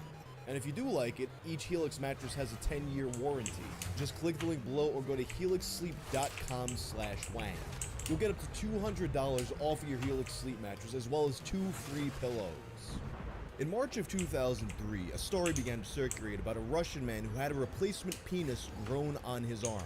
There are a lot of different formats and retellings, some of them referring to as just Sergey, some of them displaying a black and white photo of the arm penis, which I probably can show you. There's a few variations, so here's one of the most copy-pasted versions of this story. Russian man grows penis on arm. Russian doctors have conducted an 11-hour operation to replace a patient's deformed penis with one grown on his forearm. The Moskovsky Kozmolets Daily reports. The 30-year-old Russian man, whose name was changed in the article to protect his privacy, had a defect from birth. His penis was crooked, 2.5 inches long, and lacked a scrotum, newspaper writes. The doctors had the penis removed and attached to the man's arm. Using his body tissue, it grew to 6.5 inches and was sewn back onto his groin. Silicone tubes were inserted into the organ to ensure an erection was possible. Doctors also created a scrotum from the patient's own skin and placed silicone testicles in it. The Moscow surgeon said the man will be able to have sex in a few months. He added, "Women will never suspect it is artificial." There's so much going on here that it immediately makes me think that this is just a bullshit story. It reminds me so much of when news outlets picked up those fake stories about the woman whose husband divorced her because she had ugly babies. Or the one about the Chinese guy eating babies. It's just got all the elements. You've got an unbelievable, sensational story about a man with an anonymous name who, therefore, can't be looked up. It's reported in a public that the English-speaking world, especially in 2003, does not have access to, and it takes place in a country that Americans are primed to believe is this world where all kinds of crazy, ridiculous things happen. And that closing line, "Women will never suspect it's artificial," that just sounds like something out of an AOL chain email. It just sounds fake. Nevertheless, a month later, the Telegraph would expand on this story, now with added reporting by Nick Holdsworth and Ruth Hetherington, complete with a diagram on how the procedure works. The piece credits the procedure to a professor named Mikhail Sokolschik, a then 13-year specialist in all things penis regrowth. You got penile reconstruction, you got surgical implants, you got gender reassignment. Professor Sokolschik can do it all. This procedure, however, was a risky new procedure, and if it went wrong, the guy would be left with no penis at all. Here's how it works. During Sergei's operation, the surgeons began by removing the tip of his penis, the most sensitive part, and grafting it to his left forearm, allowing cell and tissue material to be kept alive. Simultaneously, skin from his forearm was cut into 2 separate flaps, which were rolled up and stitched around the flexible tubular silicone implants to fashion a lengthened shaft. The shaft and tip were then joined as one, before they were removed from the forearm and sewn back onto the base of the man's groin. A section of skin from his thigh was then grafted onto his forearm to reduce visible scarring. Throughout the operation, doctors swiftly reattached severed veins, capillaries, and nerve endings to reduce the risk of sensory damage. The forearm skin, of course, is used because this skin right here is the most penis-like on your body. This right here is pure cock meat. I'm gonna fly to Russia right now and have them make me a fucking gauntlet of dicks. Sergey had gotten in touch with this facility after he read another story about someone in Russia who had a similar procedure. Presumably, this was the story of a Russian boy named Malik who had his penis destroyed after pissing on an electric wire. Before you let it flow, find a place to go, just don't whiz on the electric fence. The doctor added that once the procedure is finished, Sergey will not be able to actually achieve an erection. Rather, he will be in what the doctors described as a semi-permanent state of arousal. Wow, he's just like me. Don't get it twisted though, it would be good enough to have sex with. He's not just gonna be like, shoving some limp spaghetti noodle dick in. He's good to go. At this point though, I still had my doubts that this story was real or that Professor Sokolchik was real. So I began to look more into him. And it turns out that in fact, a few years later, he would emerge once again in a similar story. This time providing services to a Russian soldier who had lost his legs and his penis in a hazing incident. Additionally, I managed to find a thread on a forum for people with small dicks who want to have big dicks. One of these users actually managed to get a hold of Dr. Sokolchik, who responded. The professor replied that unfortunately, this user was not eligible for the procedure as his dick was too big. Probably the only time this guy is ever going to hear that. So anyway, fortunately for Sergey, the clinic put up the majority of the cost of this expensive procedure. Their hope was that the publicity from this case would help them market the procedure to similarly afflicted men in the future. More than a decade later, the United Kingdom suddenly has an uptick of men with dicks on their arms. It's unclear what, if any, these procedures have to Mikhail Sokolchik's work, as these procedures are a bit different from his, but they do have some similar concepts. Basically, you're still walking around with a dick on your arm. The most famous being the story of a man named Malcolm MacDonald, a man that the Scottish Sun refers to as Dickie Arm. So in the early 2010s, Malcolm had been dealing with an infection in his perineum that was spreading to other parts of his body. It spread to my fingers and toes and turned them black. When I saw my penis go black, I was beside myself. It was like a horror film. I was in a complete panic. I knew deep down it was gone, and I was going to lose it. Then one day, it just dropped off onto the floor. Because I had been through the devastation of knowing I was going to lose it, I just picked it up and threw it in the bin. I went to the hospital, and they said the best they could do for me was to roll the remaining stump up like a little sausage roll. It was heartbreaking. Devastated by his dick falling off, Malcolm falls into a deep depression and turns to alcohol. He's drinking every day and he's avoiding his family and friends as much as he possibly can. He spends 2 years like this until one day his GP informs him about a man known as the Penis Master. I swear to God I did not make that name up for this video. The Penis Master, aka Professor David Ralph. Like Professor Sokolchik, he was also an expert in rebuilding penises. At this point in time, Professor Ralph had recently been in the news after he created a penis from scratch for a man named Andrew Wardle. So Andrew Wardle, due to a rare birth defect, in addition to being born with his bladder outside of his body, was also born with no penis at all. And he lived like this his entire life until the age of 45. That was when David Ralph, the Penis Master, came into his life. In Andrew's case, however, the procedure was a little bit different. The penis was created from his forearm skin and his leg skin and kind of shaped into a penis-like shape, like a Play-Doh. Anything goes. Anything goes with Play-Doh. And they attached it directly where the penis ought to be. And he had a pump to inflate it manually when necessary. The surgery was a great success, and after 10 days of a constant painful erection and 6 weeks of waiting, he finally got to use the penis that he described as being ridiculously big and lost his virginity to his girlfriend at the the age of 45. And then he collapsed and had to go back to the hospital where he was unconscious for 5 days. Thankfully, though, this incident wasn't the result of damage from the sex or something wrong with the surgery. Rather, it was an unrelated issue with his gallbladder that he was able to get surgery for. And because he was born with normal testicles that were connected to the bionic penis, he could potentially still have children, so the future's looking pretty bright for Andrew Wardle. And he owes it all to Professor Ralph, the Penis Master. So if the Penis Master could perform magic for Andrew, why not Malcolm? In 2016, after learning of the Penis Master, Malcolm has a meeting with him and his team. They talk about making Malcolm his very own bionic penis, including a long discussion about how he wants his dick to look. It was what Malcolm referred to as having a designer penis, one that he actually reportedly asked for 2 more inches than the surgeons were planning on giving him. But this will be a bit different from Andrew's. I imagine because, unlike Andrew, he did have some actual penile tissue to work with, so they make him the whole forearm and leg meat Play-Doh dick as before. But in this case, like the Russian procedures, they attach it to his forearm to grow out into a proper dick. But it's going to have to stay there for 2 years. But at that point, you're willing to do anything, so he's game for it, and it all comes together pretty quickly. The NHS agrees to fund the procedure, and the surgical team jumps into action. Malcolm said, "When I saw it on my arm for the first time, I was so proud. After everything I had been through, it didn't feel weird at all. It was just a part of me. I was like any other man. I just couldn't leave it alone to begin with. I thought it was the best thing ever." He goes and he nicknames his arm Dick Jimmy.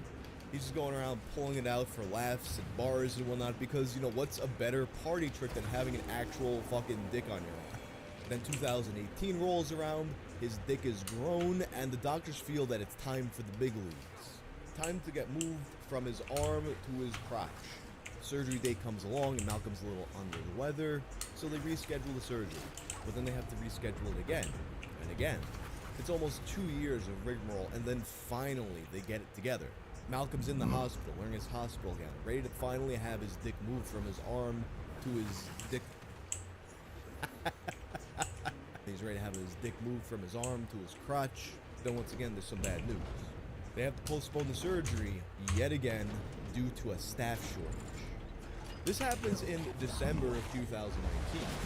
After December 2019, 2020 comes along. You know what that means? COVID-19. If they were short-staffed before COVID-19, I think that dick is staying on that arm for a very long time.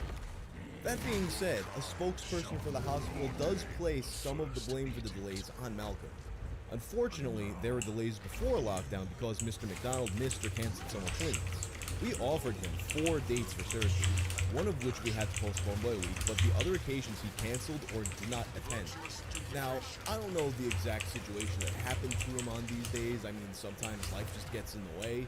But I can't help but feel that if you've been walking around for 2 years with an abnormally big dick on your arm, a bionic penis with a cash value of 50,000 British pounds, and you finally have an appointment to get that dick moved to your crotch so you can finally use a dick for the first time in almost a decade, you just find a way to make it work.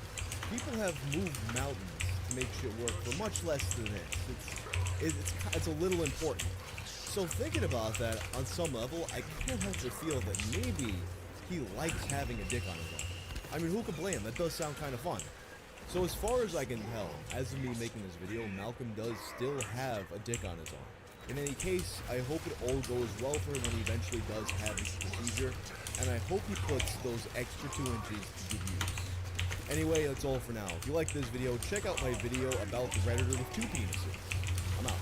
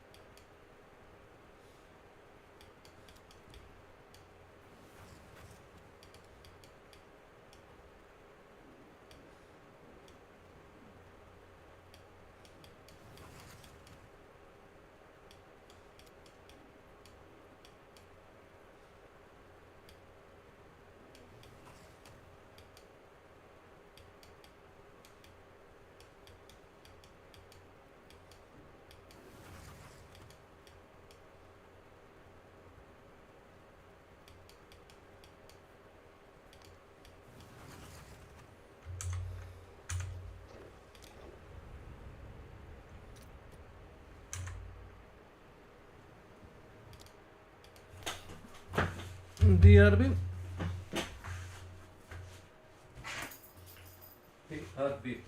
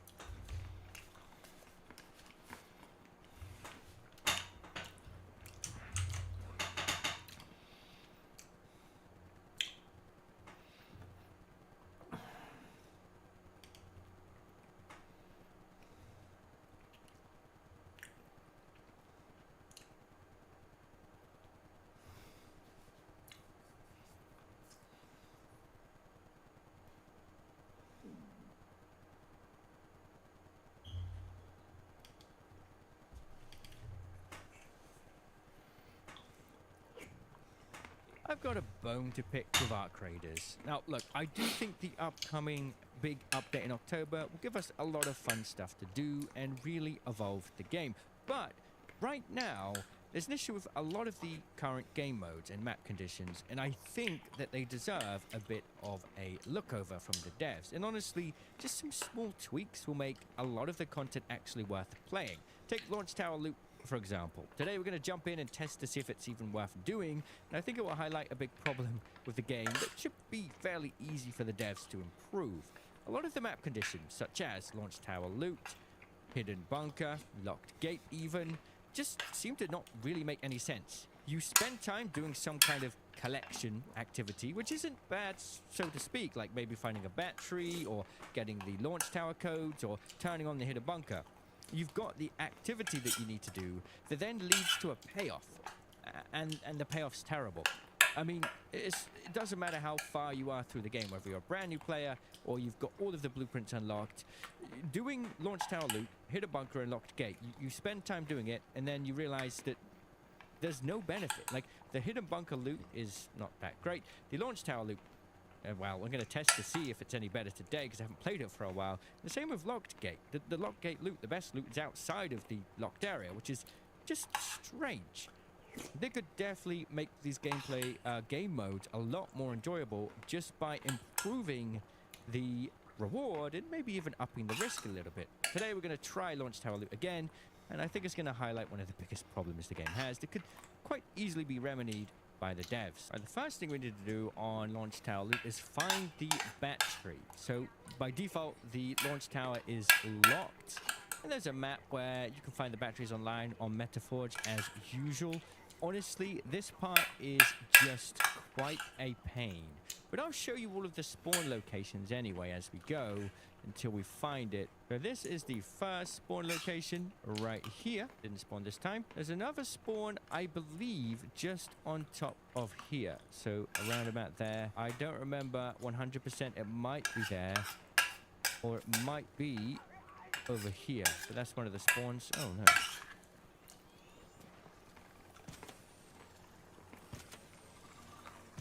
I tried the Delabra today. Another thing that just seems pointless in most cases. Just seeing, like, why don't I try and do something? Well,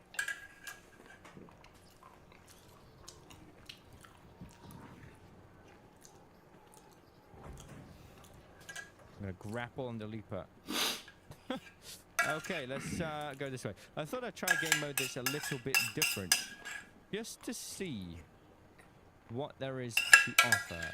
Also, let's try and use a weapon that's a little bit different to see what is to offer. Getting harassed by snitches right now. Okay. Now we've got fireflies and hornets on us as well, and wasps. What's really weird is the game is really quiet. I'm not hearing anybody speak or anything, which is strange, to say the least.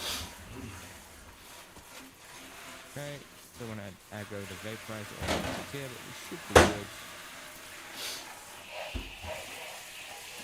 One little tickle of the lava didn't do much work. Okay, so there's going to be spawns all over by these tunnel entrances, all around in a circle around launch tunnel. That's weird. I didn't even choose to do the grapple there. So, I mean, there's... there it is. Okay, so it can also spawn on all of these sections around, but so we found it now. Best thing to do is look on Metaforge and you'll see all the locations. Luckily, we found it nice and early, which means we might be able to get it to ourselves, which would be quite nice. Just taking my battery for a walk. It saves, you know, walking. Oh, fun fact, walking does not make you go faster. There's only one battery, so we can test this out. I'm going to walk forwards here. And let's see how long it takes to reach the point where there's no sand, which is just up here. Okay. Right. And now I'm going to slide back down and we'll walk backwards if the leaper will permit us to do that. I'll go that way. We'll play them side by side so you can see which one is faster. Turns out, even though it looks faster, it's just a trick on the eye. The animation is different, but the speed is actually the same. I hear so many times people tell me that you can walk faster backwards, but it's actually just Really not true. Fastest way to use a snap hook. Just be careful you don't flick it, because it could get thrown into a different dimension. Why does this map feel completely empty? I'm bewildered where all the players are. Unless they're all waiting in here having a welcome party for me once I put the battery in. Doesn't seem that way. Now we put this in here. And now we press the lever and the doors will open and we can go up. And my dude is animation locked. Okay. Okay. What? I can't. Whoa. I can't use any herbal bandages. This is strange. My guy is literally animation locked. Okay, nice. Alright, so now we're up here. I can't do anything.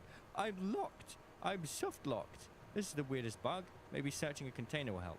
First, we're going to search these containers. Personally, I don't think they're any different.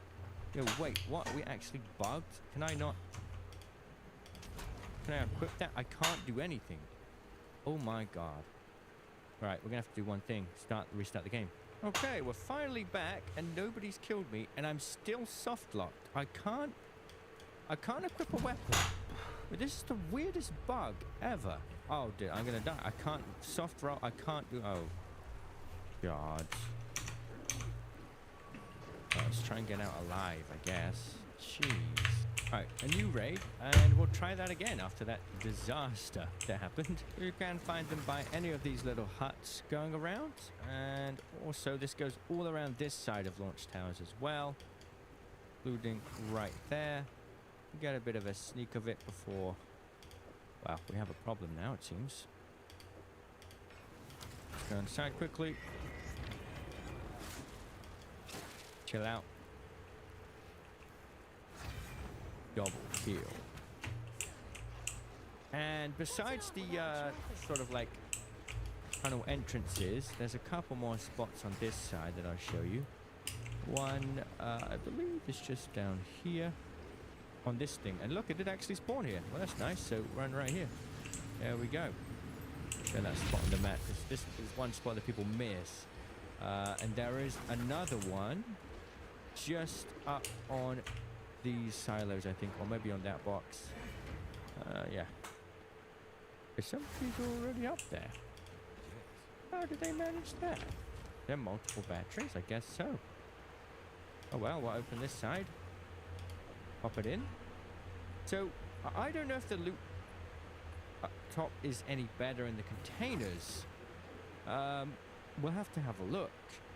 But mainly the draw of this is you press a button, there'll be a wave of some arcs, or a couple waves, and then you get to loot a big weapon case. Now, it has been adjusted over time. Hello there. Whether or not it's good or not, I don't know. I might shoot me, bro. I'm not gonna lie.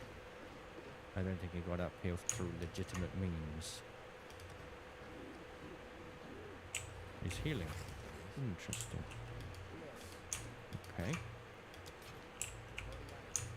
Pretty normal stuff in there. Weapon box. Let's see what's in the weapon box. Is the loot any different? Osprey 1. I mean, better than an anvil.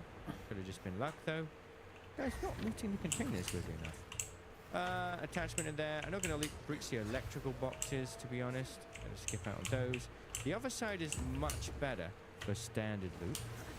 We do have weapon cases here as well. That's nice. Let's try that quickly. We're going to go and jump across to the other side. Or not. Ah, that's a problem. Someone told me long ago, there's a calm before the storm. I know it's been coming for so time. When it's over, so they say. I guess they'll loot at the other side. It's fine, let's clear out the rockets here. And then we'll press the button to get the alarm. I'm just curious if they've improved it at all. Feel the rain. They're doing someone else. Have you ever feel the pain? May as well just take it out once we can.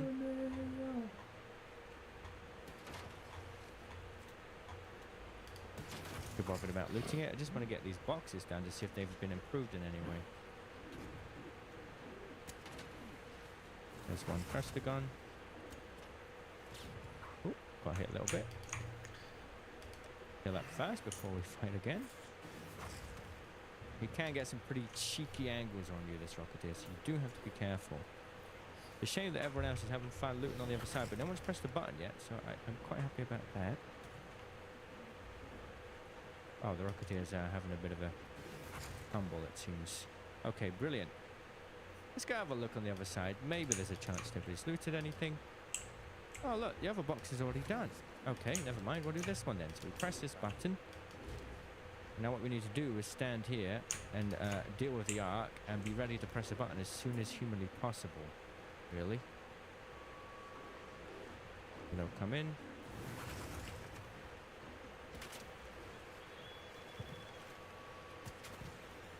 There will be more waves, so be prepared, and then that box will open.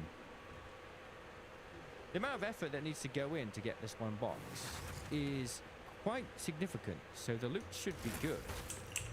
I know it's only wasps and hornets, but yeah, it used to be really bad. It's curious if they've made any improvements.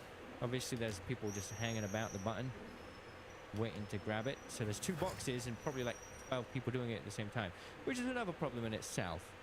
You know, this kind of game mode was designed before the devs realized how much people were going to play the game as friendly players.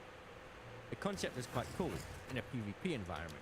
You fight for the top, and then you, well, it's quite a big box. Tempest 1.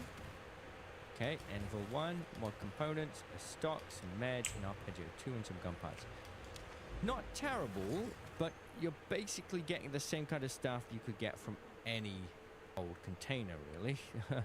So, yeah, I mean, not the greatest. I think that they could boost the loot and add more crates. Like, there's 2 buttons here. Why not make it 4 or 6 buttons?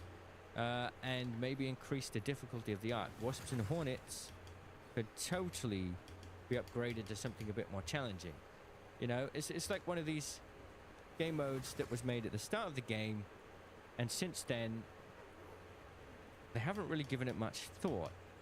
And I think that kind of goes to show their process with a lot of the content. They are definitely putting their efforts into making new content, new game modes, and that's great. It's going to come. But what about all the old stuff that just starts to feel outdated and a little bit out of place? I got a seeker, so oh yeah, let's just go get that button pressed. I do feel like it's the same with like the supply drops, which just have never changed. The supply drops have no good loot in them whatsoever. You get a Pharaoh 1. I mean, who's going to use a supply drop and get a Pharaoh 1? What's the point? Unless you're doing it for a trial or a quest. So they could really make this game a lot more enjoyable, a lot more valuable, just by upping the challenge and reward of a lot of the earlier map conditions. I feel like there's a lot that could be improved. Something like the current probe event. It's fine to get resources up the ante. Made the probes. Every time you breach them, you spawn in a wave of harder arc. Maybe not like as crazy as the assessors, but you can get more loot from it. An easy way to bring more value and life into the content that's already in the game. I feel like it would go a long way. Maybe it's just my thinking, but launch tower loot honestly is just seems like a waste of time, and they could easily make it better. What do you think? Let me know, and I'll see you in the comments. Cheerio.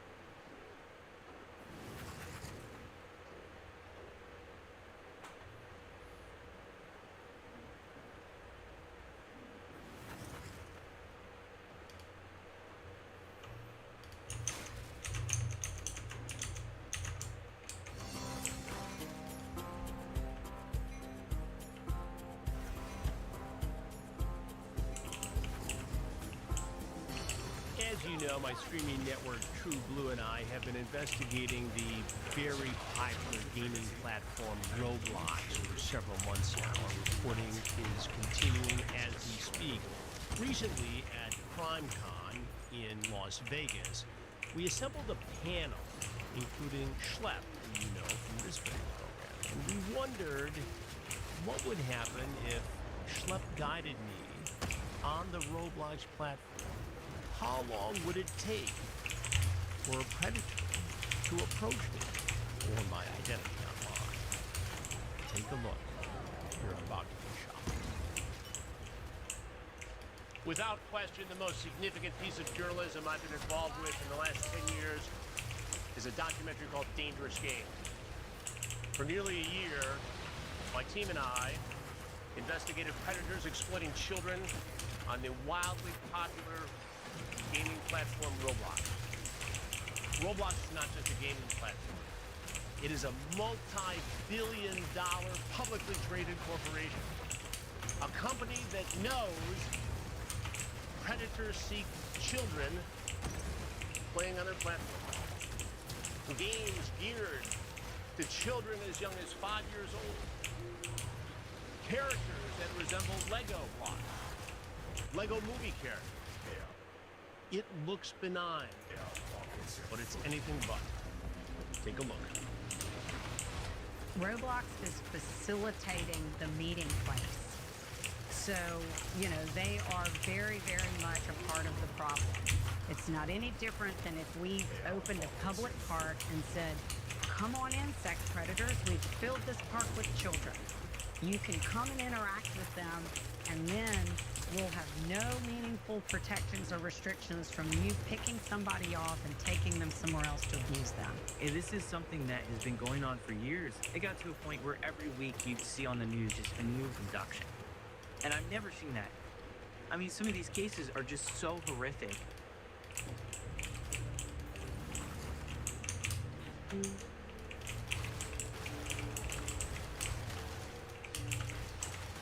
I'm a victim of this platform.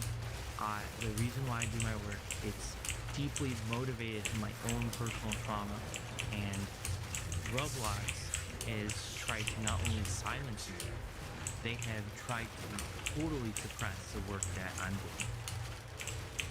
After years of investigating child predators, one thing is certain: they adapt. As technology evolves, so do they. And so have I.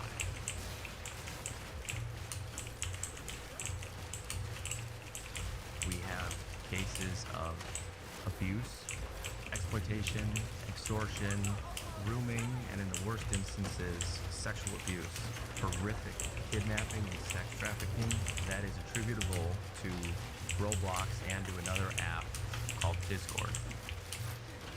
The number of survivors out there is monumental. Ladies and gentlemen, this documentary produced by my streaming network True Blue and myself could not have been possible without the people you saw in that video clip. I'd like to welcome to the stage, first of all, Michael Schlepp. Free Schlepp! Schlepp is free today. The Attorney General for the Grand State of Louisiana, Liz Murrow.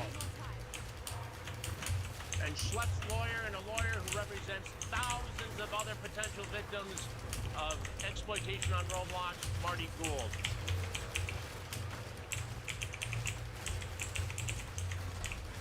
Thank you all for being here. Liz, as Attorney General for the state of Louisiana, you were the first Attorney General. Now, dozens of Attorneys General have filed lawsuits or opened investigations against them. Liz was the first. What made you decide to take this action? Well, I think initially I saw a presentation about Roblox and what kind of content was being promoted and built on this platform and represented to parents as safe. It clearly was not safe. I think that's fundamentally deceptive and misleading to parents.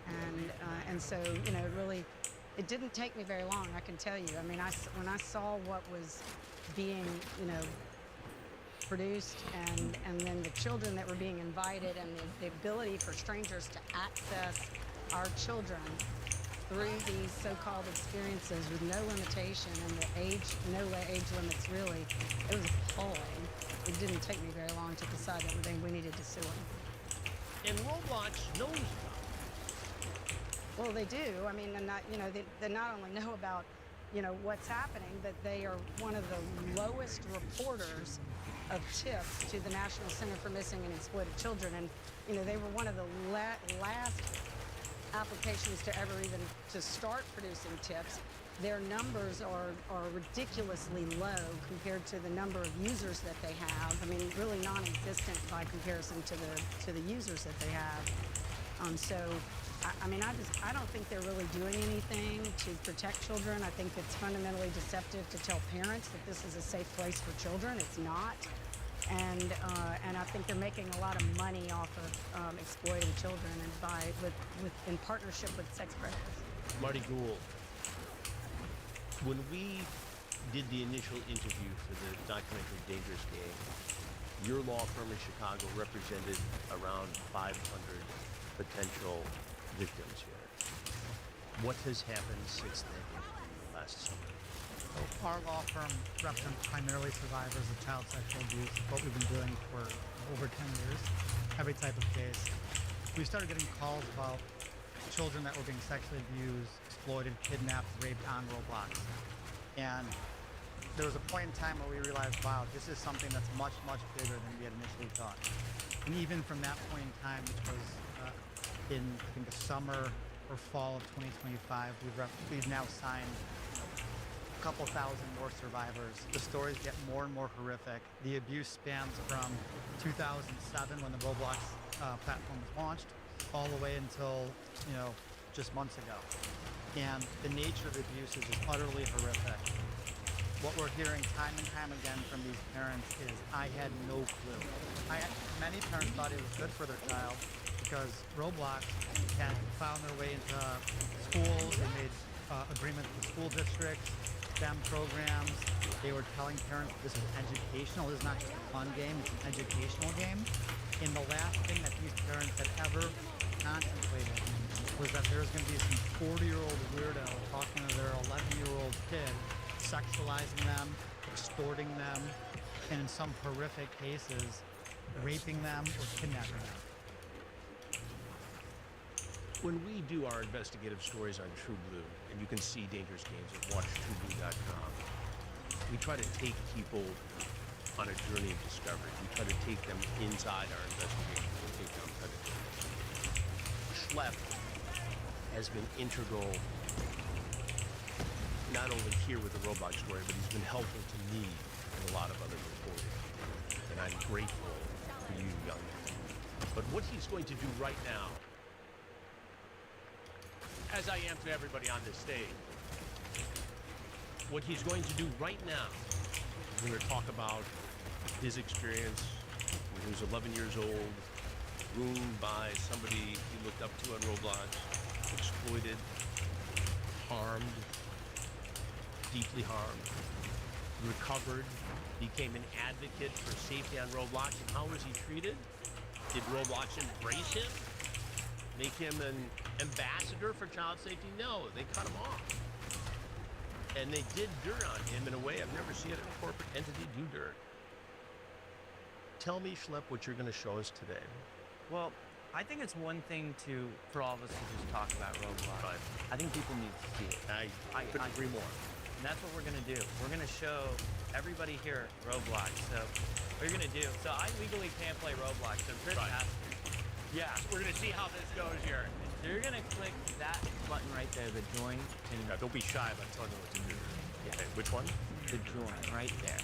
Join right here? Go this one. That one. Okay, so explain what I'm doing by hitting this button. So you are entering a game right now that is literally based off of a platform that was sued out of existence for child exploitation. That platform being Omegle. This is a game called Romy, and you'll see very quickly. So just hit start match. Start match. Yes. This is Row Meat, which is available on Roblox. Yeah. And is there any age verification or facial recognition for anybody to get on?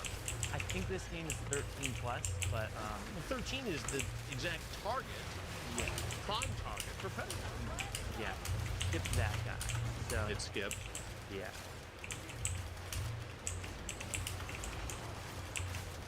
What do you say? Oh, said something. He wants to call or start match. No, you hit start match. Hit start match? Yeah. Can you imagine if we called this Predator? I know, right? And thousands of people got a chance to talk to him? Yeah. What do you say? You have Snapchat. Immediately, first message, you have Snapchat. That was what you just got. He's trying to lure you from Roblox onto Snapchat. And who does he think we are? A female. A female account on Roblox. And that person is asking you to get to Snapchat. Ask them why. Say, what do you want to do? So you'll hit that from down at the very bottom. There? Yeah. I mean, I just want to explain how extraordinary that is. Just instantly, you're able to get messages like this. Think of how many kids are getting subjected to this. You want to do? Yeah. Now, do you think for 1 minute he thinks he's talking to Chris Hansen? Well, let's see what's this fellow's name? What do you think? I don't know. I'm bored. He's bored. Oh yeah. Say, you got any ideas? Any ideas? He's a slow typer. Yeah. No. What about you? So he's fishing right now. Right. He's trying to pretty much get probing. Exactly. So if you want to just skip and see another guy. All right. What's that? And bust his ass. Bust his ass. Yeah, we'll get there. All right. Now we're searching again.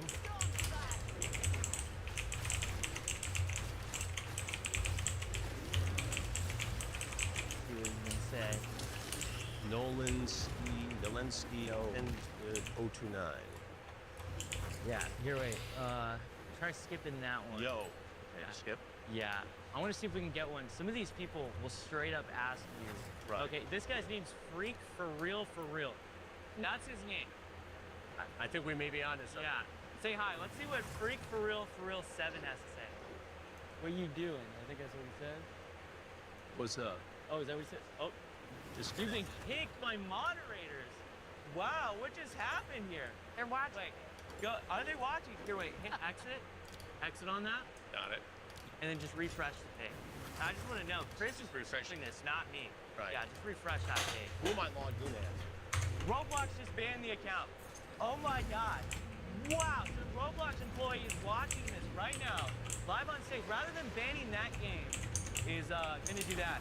So here, let me see the computer. I actually have some accounts for the Roblox employee. Now, I should say one of Marty's clients is Schlepp.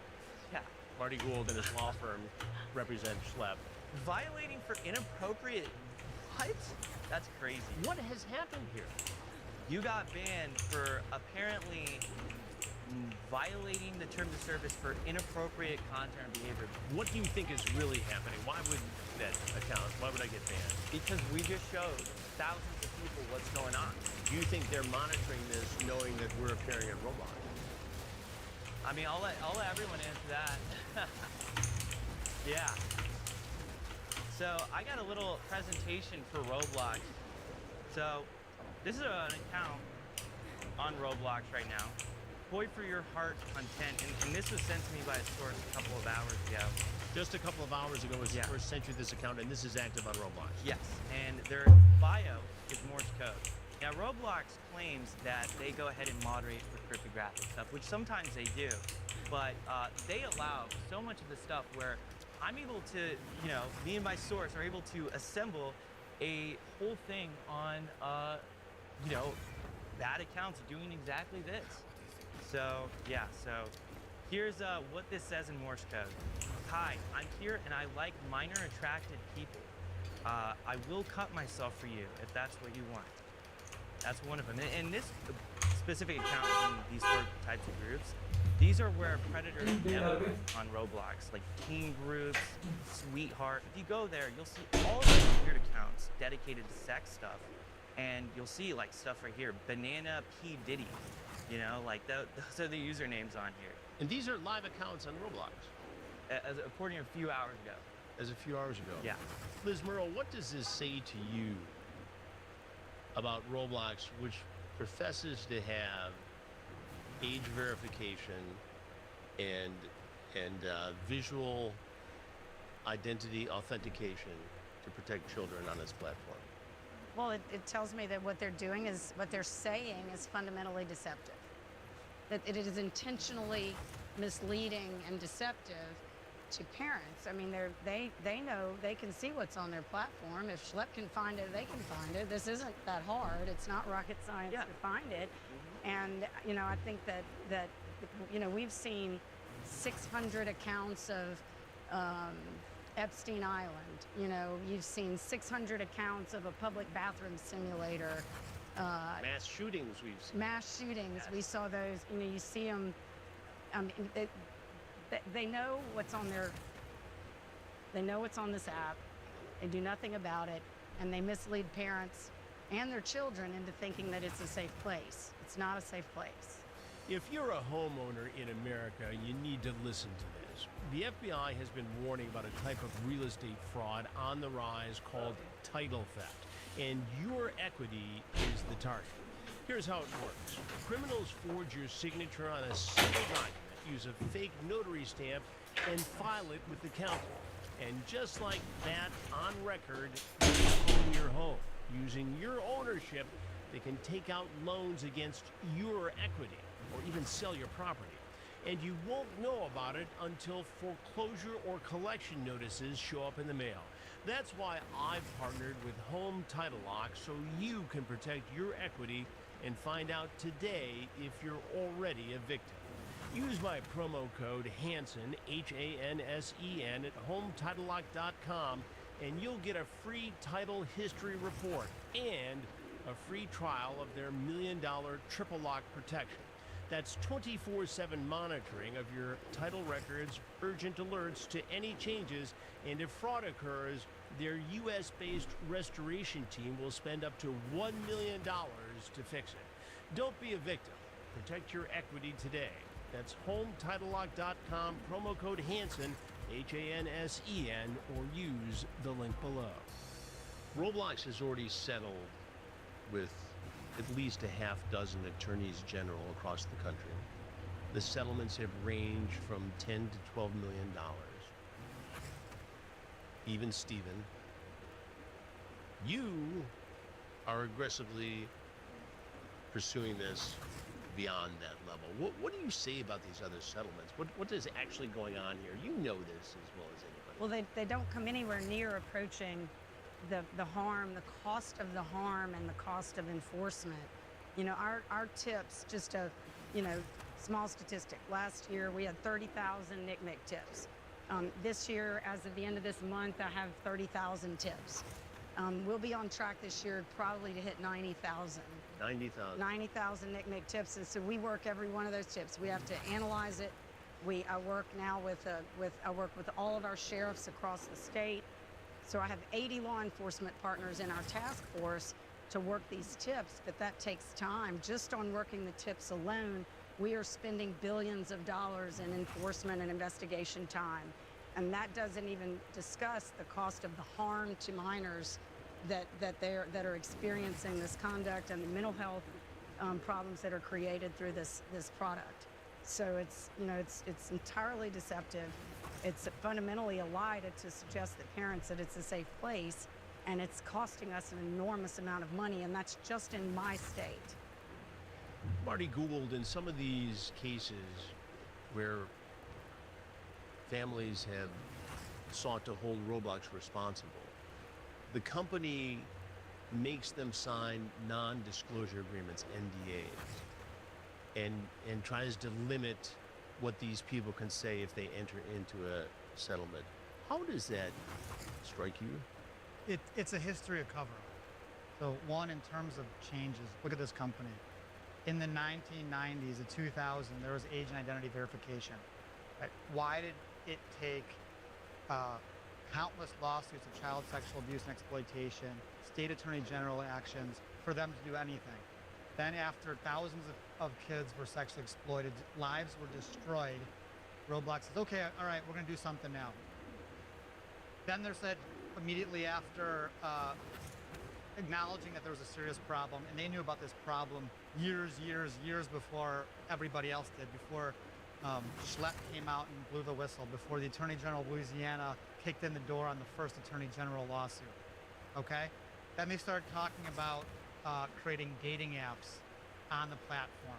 Shows that they're totally tone deaf as to what the issues are and that they're not serious about addressing it. When it comes to people that want to come forward, like Schlepp, what do? Cease and desist letters threatening to sue him. They're forcing kids that were sexually abused and raped, or they're trying to force them into confidential arbitrations so they can put a muzzle on it so none of that's public, so the public can't learn about their long history of knowledge and failing to act. And so that's the crux of what we're dealing with here, and that's why it's so important for these lawsuits to proceed, why the Attorney General's lawsuits to proceed, and for her to hold the line until the right policies are in place, until Roblox does right by all the survivors, because they're not going to do it themselves. They want to force kids into confidential agreements. They want to force litigation to confidential arbitrations, and they're only going to act when they're absolutely compelled to do so. And that's why these cases are so important. You know, I learned something interesting recently.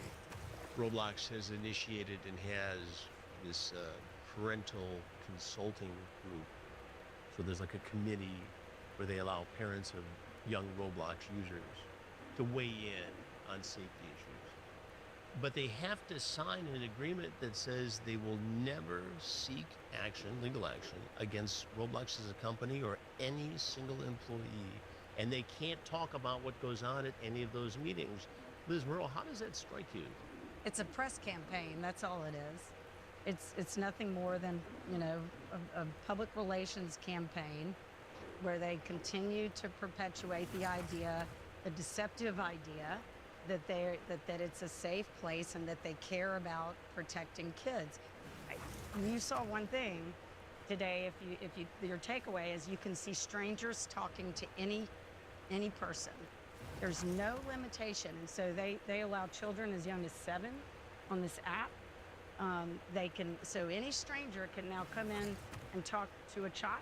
It makes no sense whatsoever that they would allow strangers to come in and talk to your child, and to represent to parents that this is safe.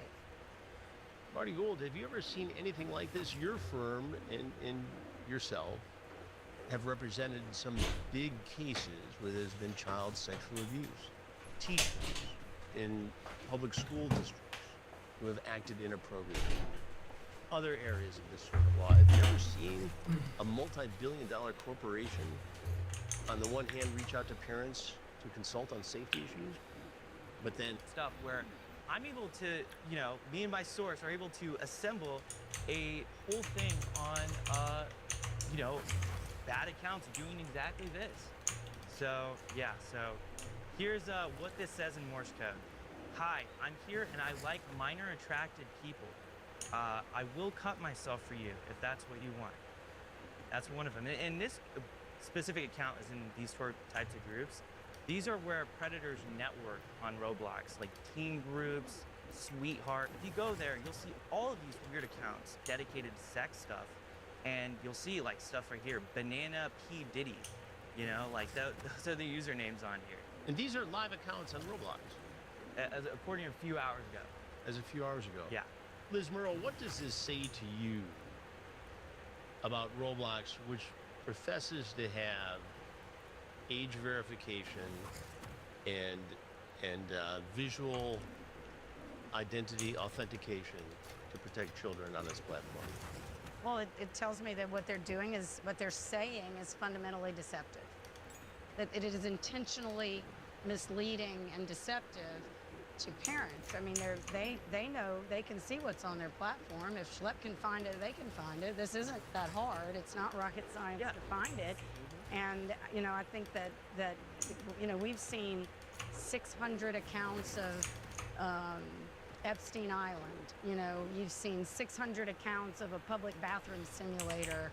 Mass shootings we've seen. Mass shootings. Yes. We saw those. You know, you see them. I mean, they know what's on their. They know what's on this app.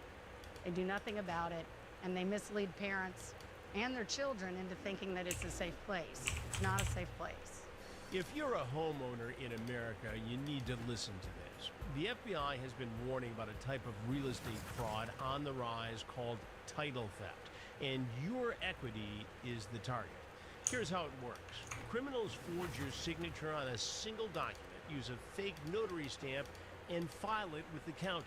And just like that, on record, they own your home. Using your ownership, they can take out loans against your equity, or even sell your property. And you won't know about it until foreclosure or collection notices show up in the mail. That's why I've partnered with Home Title Lock, so you can protect your equity and find out today if you're already a victim. Use my promo code Hansen, Hansen, at HomeTitleLock.com, and you'll get a free title history report and a free trial of their $1 million triple lock protection. That's 24/7 monitoring of your title records, urgent alerts to any changes, and if fraud occurs, their U.S.-based restoration team will spend up to $1 million to fix it. Don't be a victim. Protect your equity today. That's HomeTitleLock.com, promo code Hansen, Hansen, or use the link below. Roblox has already settled with at least a half dozen attorneys general across the country. The settlements have ranged from $10 to $12 million. Even Steven, you are aggressively pursuing this beyond that level. What do you say about these other settlements? What is actually going on here? You know this. Well, they don't come anywhere near approaching the harm, the cost of the harm, and the cost of enforcement. You know, our tips, just a, you know, small statistic. Last year we had 30,000 NCMEC tips. This year, as of the end of this month, I have 30,000 tips. We'll be on track this year probably to hit 90,000. 90,000. 90,000 NCMEC tips, and so we work every one of those tips. We have to analyze it. I work now I work with all of our sheriffs across the state. So I have 80 law enforcement partners in our task force to work these tips, but that takes time. Just on working the tips alone, we are spending billions of dollars in enforcement and investigation time. And that doesn't even discuss the cost of the harm to minors that are experiencing this conduct and the mental health problems that are created through this product. So it's entirely deceptive. It's fundamentally a lie to suggest to parents that it's a safe place, and it's costing us an enormous amount of money, and that's just in my state. I've already Googled in some of these cases where families have sought to hold Roblox responsible. The company makes them sign non-disclosure agreements, NDAs, and tries to limit what these people can say if they enter into a settlement. How does that strike you? It's a history of cover-up. So one, in terms of changes, look at this company. In the 1990s, the 2000, there was age and identity verification. Why did it take countless lawsuits of child sexual abuse and exploitation, state attorney general actions, for them to do anything? Then after thousands of kids were sexually exploited, lives were destroyed, Roblox says, okay, all right, we're going to do something now. Then there's that immediately after acknowledging that there was a serious problem, and they knew about this problem years before everybody else did, before Schlepp came out and blew the whistle, before the Attorney General of Louisiana kicked in the door on the first Attorney General lawsuit, okay? Then they started talking about creating dating apps on the platform. Shows that they're totally tone deaf as to what the issues are and that they're not serious about addressing it. When it comes to people that want to come forward, like Schlepp, what do? Cease and desist letters threatening to sue him. they're forcing kids that were sexually abused and raped, or they're trying to force them into confidential arbitrations so they can put a muzzle on it so none of that's public, so the public can't learn about their long history of knowledge and failing to act. And so that's the crux of what we're dealing with here, and that's why it's so important for these lawsuits to proceed, why the Attorney General's lawsuits to proceed, and for her to hold the line until the right policies are in place, until Roblox does right by all the survivors, because they're not going to do it themselves. They want to force kids into confidential agreements. They want to force litigation to confidential arbitrations, and they're only going to act when they're absolutely compelled to do so. And that's why these cases. You know, I learned something interesting recently. Roblox has initiated and has this parental consulting group. So there's like a committee where they allow parents of young Roblox users to weigh in on safety. But they have to sign an agreement that says they will never seek action, legal action, against Roblox as a company or any single employee. And they can't talk about what goes on at any of those meetings. Liz Merle, how does that strike you? It's a press campaign, that's all it is. It's nothing more than, a public relations campaign where they continue to perpetuate the idea, the deceptive idea, that it's a safe place and that they care about protecting kids. You saw one thing today, if your takeaway is you can see strangers talking to any person. There's no limitation, and so they allow children as young as 7 on this app. So any stranger can now come in and talk to a child. It makes no sense whatsoever that they would allow strangers to come in and talk to your child, and to represent to parents that this is safe. Marty Gould, have you ever seen anything like this? Your firm and yourself have represented some big cases where there's been child sexual abuse. Teachers in public school districts who have acted inappropriately.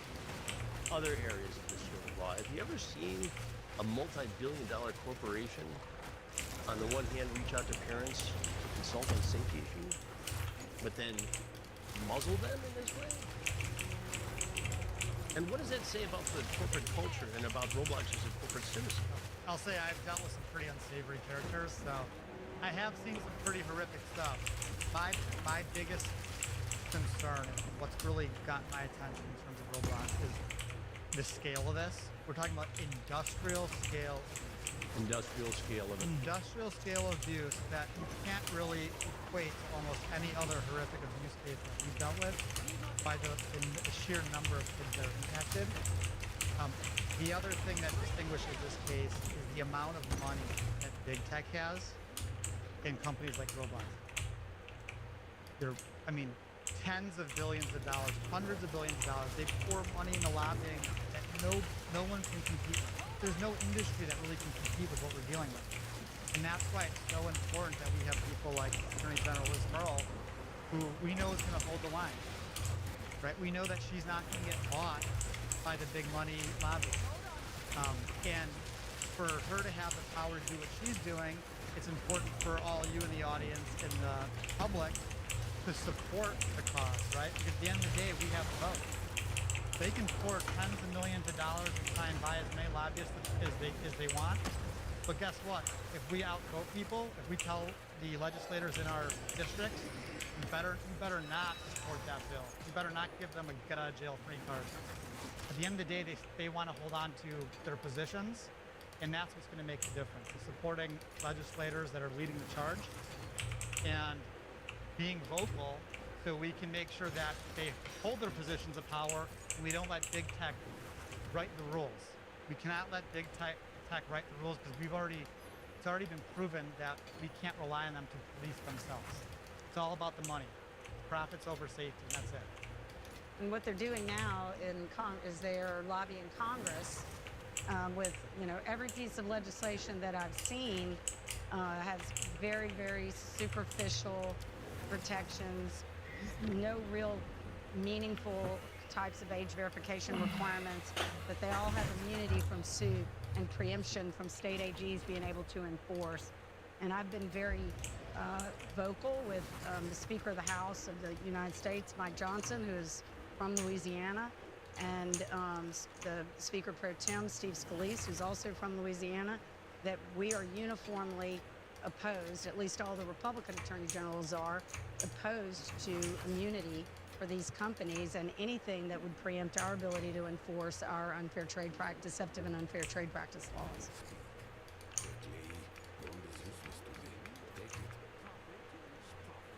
Schlepp, I had a handful of Zoom calls with Roblox. One of them included their chief security officer. They wanted to tell me that it was impossible for some of this to happen, that Robux couldn't be used. Robux is the currency on Roblox, that it couldn't be used as an inducement for a predator to get a child to do something. They wouldn't go on camera to tell me this. They'll go on a morning show where there's only 2 or 3 minutes without any cross-examination or meaningful challenges. But they wouldn't come on with me. Why do you think that is? You've been dealing with Roblox. You're an insider here. You see it from being a victim to being an advocate to trying to be part of the solution. Why do you think they wouldn't be a part of that documentary? I honestly am still under the firm belief that their solutions and a lot of the stuff they're doing is not doing stuff. Like, for instance, one of the main things is if they were truly committed to safety, for what you were mentioning about the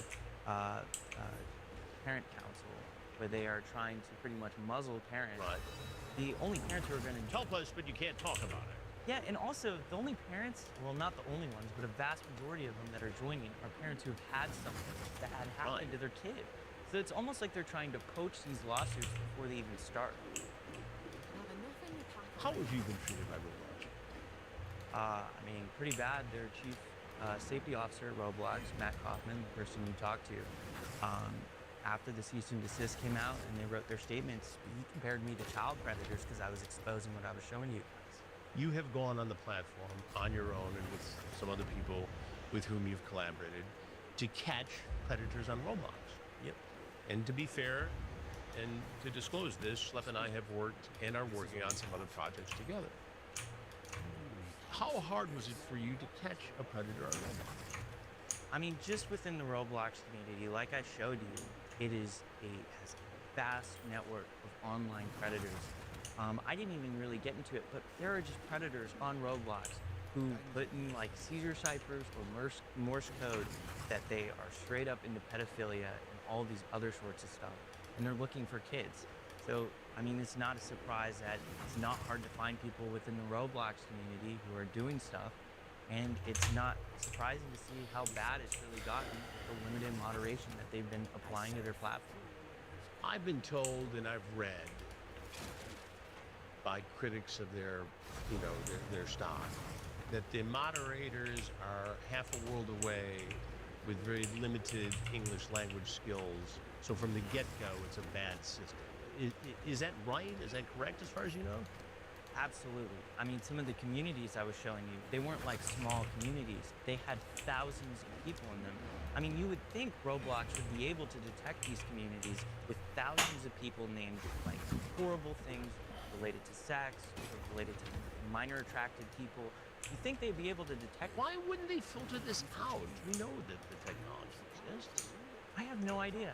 And that's a great question for Roblox, and there's probably a reason why they're not wanting to answer that. Liz Merle, do you think at the root of this that Roblox doesn't want to crack down because it limits engagement, and when you limit engagement, you limit profits? Is it that simple? 100%. If they marketed this product as saying, in partnership with pedophiles, what parent would sign up?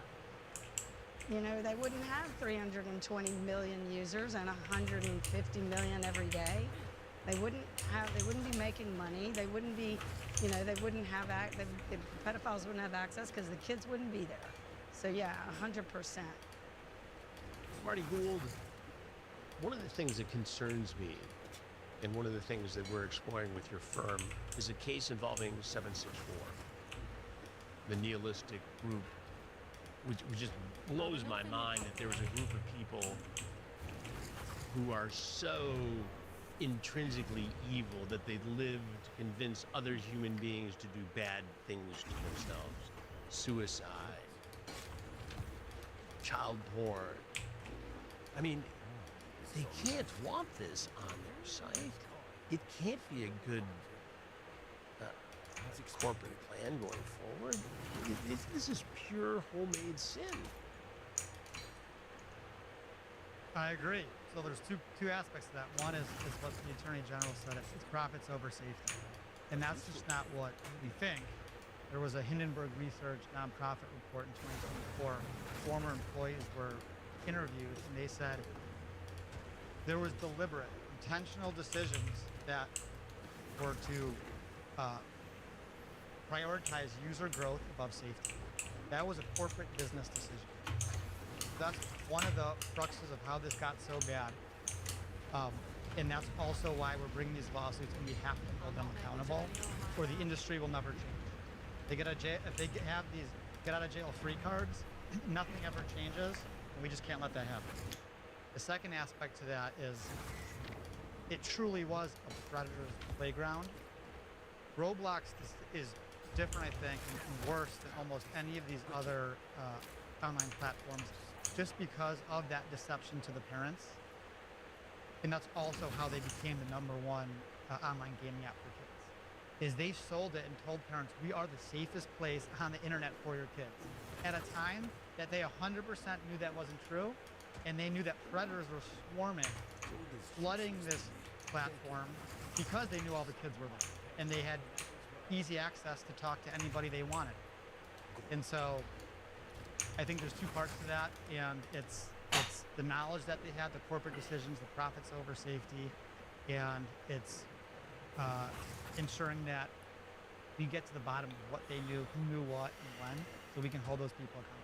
They pushed their numbers up, and then they went public, and now they have investor calls every day. So this parent, or every week or every month, this parent consulting group, consulting doesn't bind you to anything. I mean, who cares? We consulted, we didn't have to listen, and we didn't have to do anything.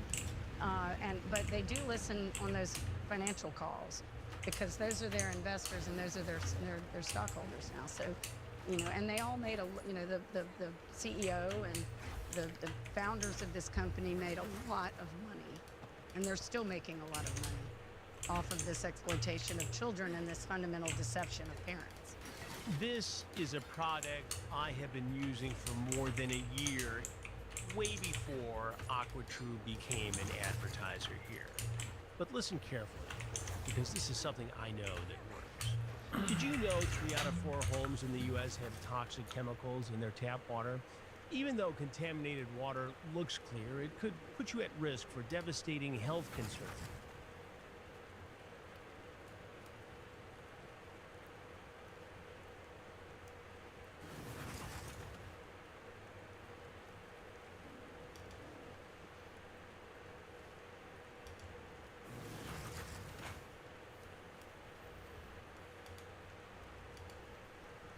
Revenge. One of the oldest and most commonly used themes in fiction. From Greek tragedies to contemporary movies, vengeance is everywhere, and it never gets old. There is revenge for dogs, superhero revenge, female revenge, horror revenge. Revenge where I will find you, and I will kill you. Or revenge that rewrites history itself. But most of them have at least 2 things in common. A protagonist looking for redemption, and an antagonist or a group who get what they deserve. And the audience leaves satisfied. However, there is a Korean revenge movie that breaks the rules of revenge. This is I Saw the Devil, a story which twists the common narrative of vengeance into something else. It starts like every other revenge plot. A special forces agent's wife is murdered by a serial killer and he seeks vengeance. Through his investigations, he meets and eliminates several vicious criminals until he finds the one. And then we get to the final showdown, a meeting between Avenger and perpetrator. The Punisher, armed with years of training, overpowers the brutal murderer in minutes. Finally, he can get closure and find justice for his wife. But then, he stops and leaves instead. We are not at the end of the story. We are at the beginning. 아직은 아니야. 멀었어 아직. It's only been 50 minutes into the film's 2-hour, 20-minute runtime. I Saw the Devil turns the revenge formula on its head, and the killer is set free. The Avenger becomes the hunter, and the serial killer his prey.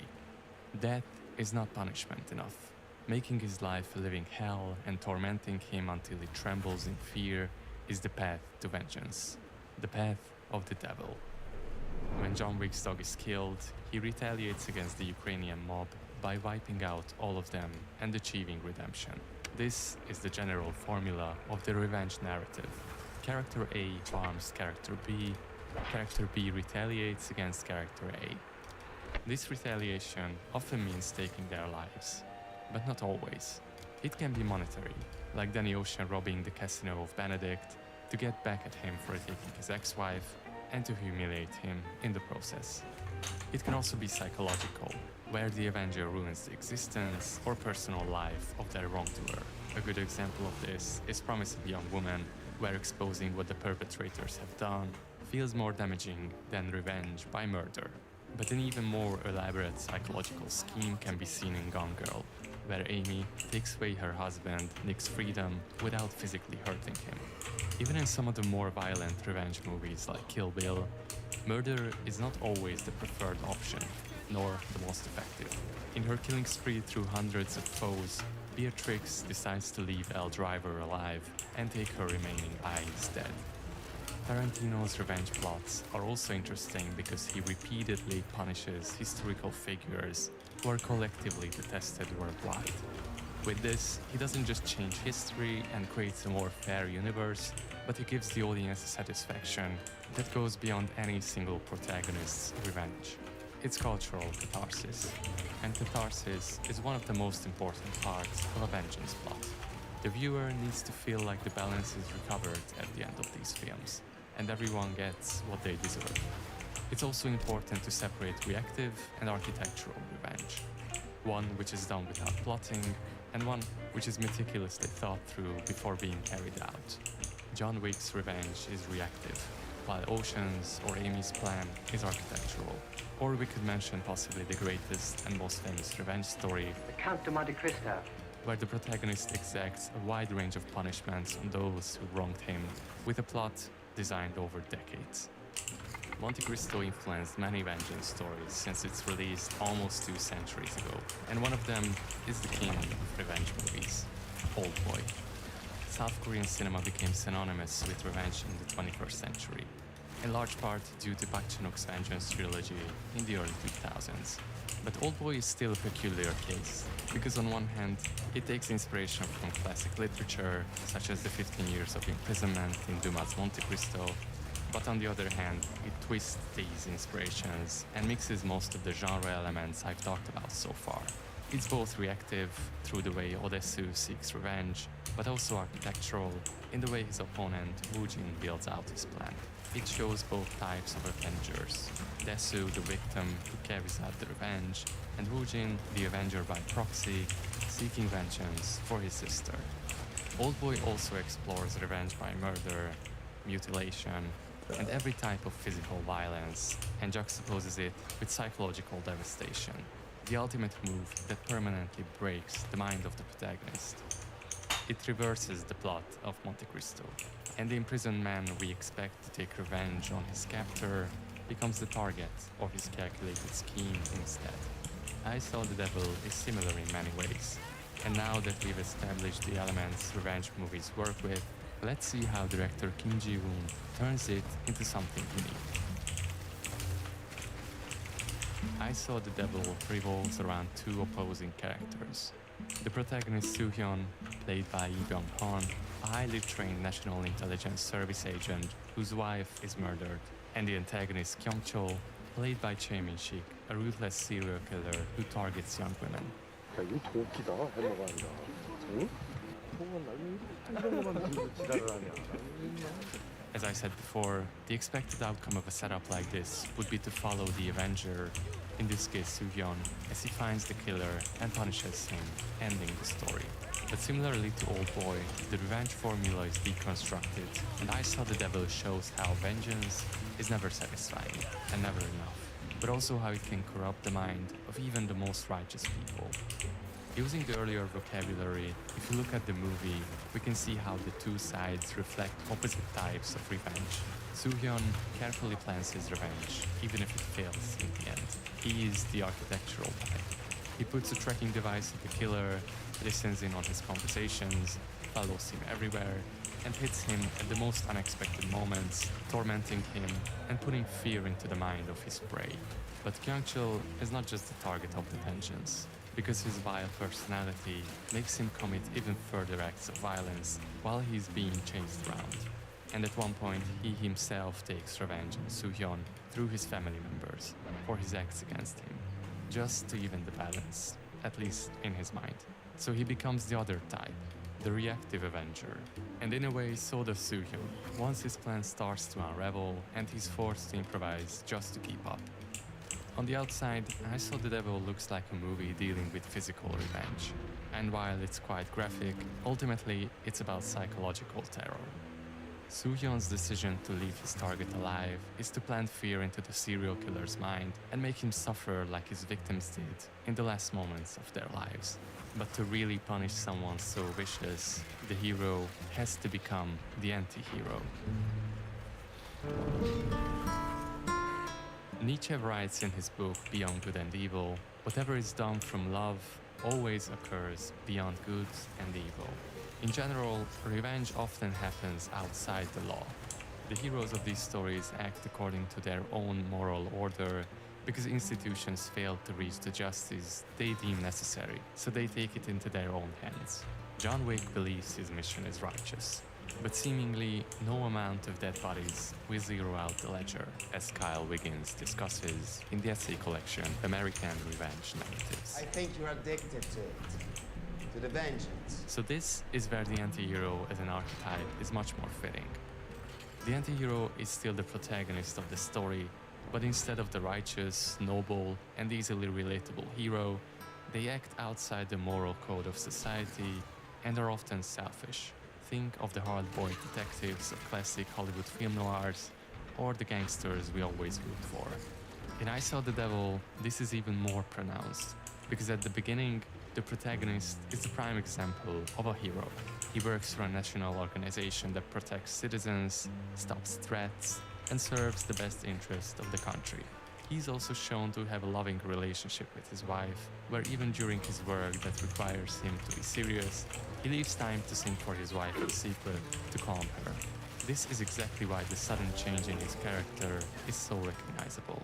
He doesn't simply become an anti-hero who takes matters into his own hands and tries to get even with those who harmed his family. He becomes a monster himself.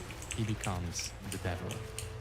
Director Kim applies the Nietzschean idea that whoever fights monsters must be careful not to become one himself, because the cruelty of Kyung-chol makes it almost impossible to truly punish him enough to tip the balance back. So Soo-hyun has to go to the extremes and show just how ugly revenge can get, which, according to the director, is exactly what shocks people in this film.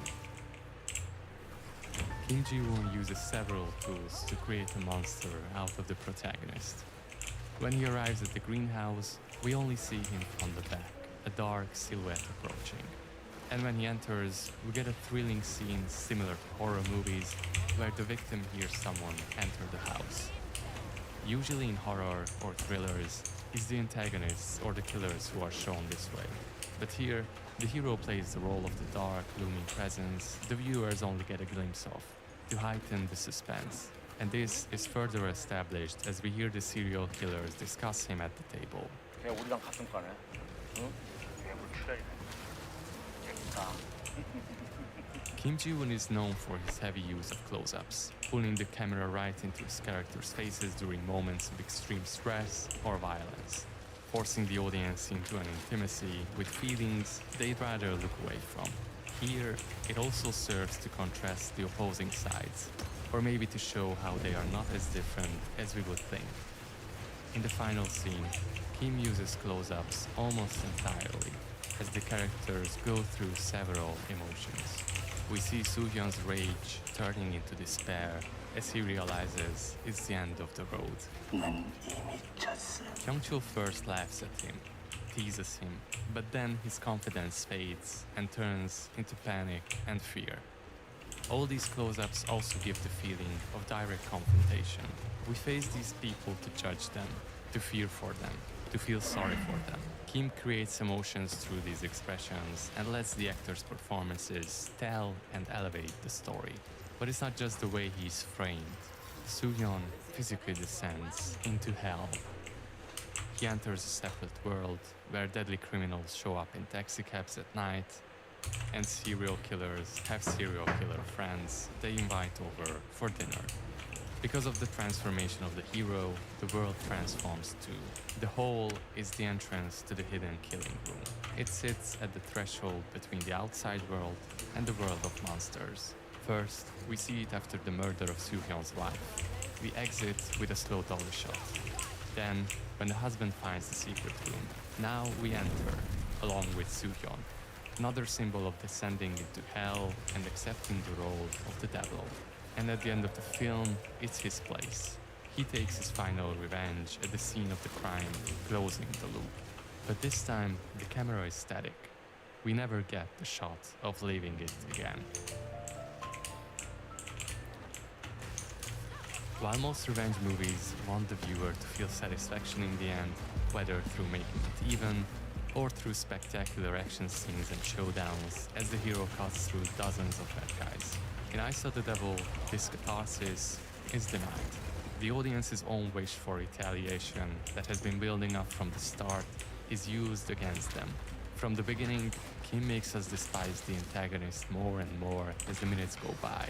First, he makes us sympathize with the couple, showing the vulnerability of the wife isolated in a snowstorm. Then he shows how despicable the killer is as he attacks someone in need of help. And when we think it's bad enough, the woman asks for mercy as she tells him that she's pregnant, which the killer ignores altogether. But it's not just this one victim. Throughout the movie, Kyung-chul does worse and worse things, which serve the filmmaker's plan to manipulate us into agreeing with Soo-hyun's desperate measures. The way Kim structures the film is almost episodic, which gives the audience small bits of catharsis. Kyung-chul commits a violent act, the audience's hatred toward him grows. At the very last moment, Soo-hyun arrives and punishes him. He goes limb by limb, then lets him go again, and it starts all over. With this, he recreates the revenge formula from start to finish in 20-minute chunks. But while we get small satisfactions through this, Kyung-chul's list of sins keeps growing, so we never get closer to getting even. Instead, every time it feels too close to becoming a disaster, Soo-hyun's own acts become questionable. We see his plans slowly falling apart, as the killer causes mayhem along the way and puts everyone in danger while trying to escape his hunter, even though he gets a second chance to end it. So the audience's fantasy of following and enjoying the punishment of a monster ultimately turns into the realization that vengeance will not give satisfaction, but will only bring more pain, chaos, and fear. 그 사람 찾아서 어떤 처벌 가한다고 해도 변하는 거 아무것도 없어요. 복수 같은 건 영화에서나 하는 거지. I Saw the Devil makes its protagonist mirror the movements and horrifying acts of the wrongdoer, and in this mirror, we see ourselves as accomplices. The audience is the one whose wish turns out to have unexpected and horrible consequences. Take a look at how this scene is shot, for example. We see Soo-hyun from the back as he arrives at his father-in-law's house. The police chief is scolding him, but since we are right behind him, it feels like he's scolding the audience. And earlier in the hospital, The cannibal looks right at us as he explains, laughing, what the consequences are now that Kyonchul is ticked off. In trying to punish him physically and psychologically, the one who is hurt the most is Soo-hyun himself, as he's unable to achieve true payback for his wife and to come to terms with his own emotions after hurting innocent people along the way. No matter how he tries to suppress his own emotions and become a killer without conscience, he has to face himself and his grief in the end. There is no redemption, there is no satisfaction, just utter despair. Kim Ji-woon explores how revenge movies sell us a lie with happy endings. I Saw the Devil is a hard watch because we have to accept that no matter how much you plan or how hard you hit back, there is no way to recover what's been lost. 이런다고 언니가 살아 돌아오는 것도 아니잖아요. As a director who loves genre films, he always adds a twist to how he interprets each one. Whether it's horror, a gangster melodrama, a spaghetti western comedy, or a revenge thriller, Kim always tests the boundaries of these formulas and creates hybrids. I Saw the Devil looks at revenge movies from a different perspective and shows the Avenger destroying himself on the long and brutal road to vengeance. We as an audience expect to leave satisfied, the way revenge movies always promise. I Saw the Devil breaks that rule. Kim wants you to leave the way Soo-hyun does, empty and changed.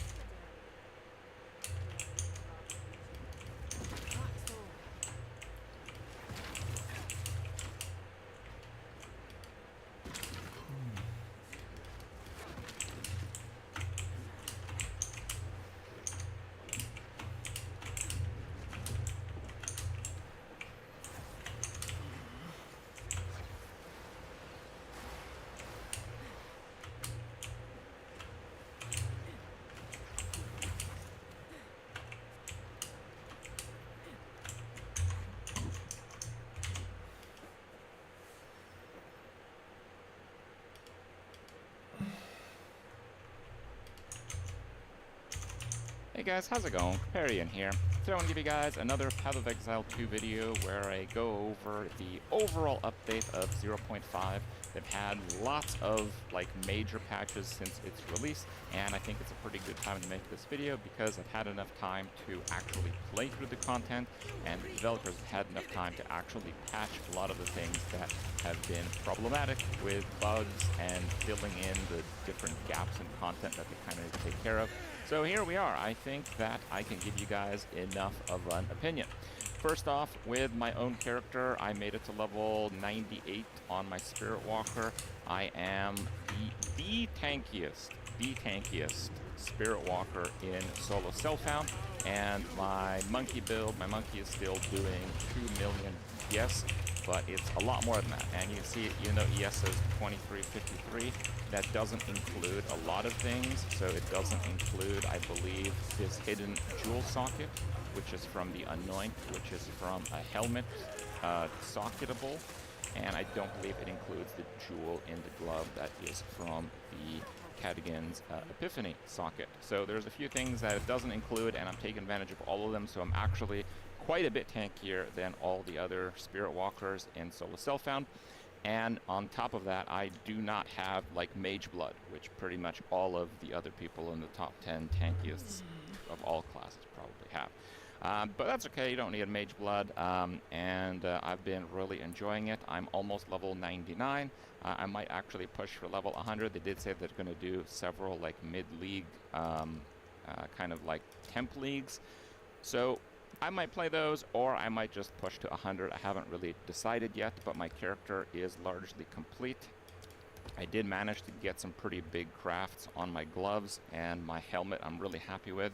So this is a lot of evasion. It actually goes over 1,700 if I put an Iron Rune in there. I don't have the Alder's Legacy. I would use maybe the 50 all stats or the Ignite Immunity. I'm not really sure. But there's still quite a lot of power left, despite the fact that I've played a huge amount. Alright, so let's cut to the chase. I've played a ton of it. What do I think? I think the current state of the game and the overall 0.5 update is like an 8 out of 10 in terms of like the absolute perfect game, basically. A 10 out of 10 would be like the perfect game. So I think it's an 8. I think overall we've seen a lot of improvements, but it is still kind of like a work in progress for them. So let's go over all the different things that they've changed. So first off, with like all the different mechanics that we have here, they redid all of them.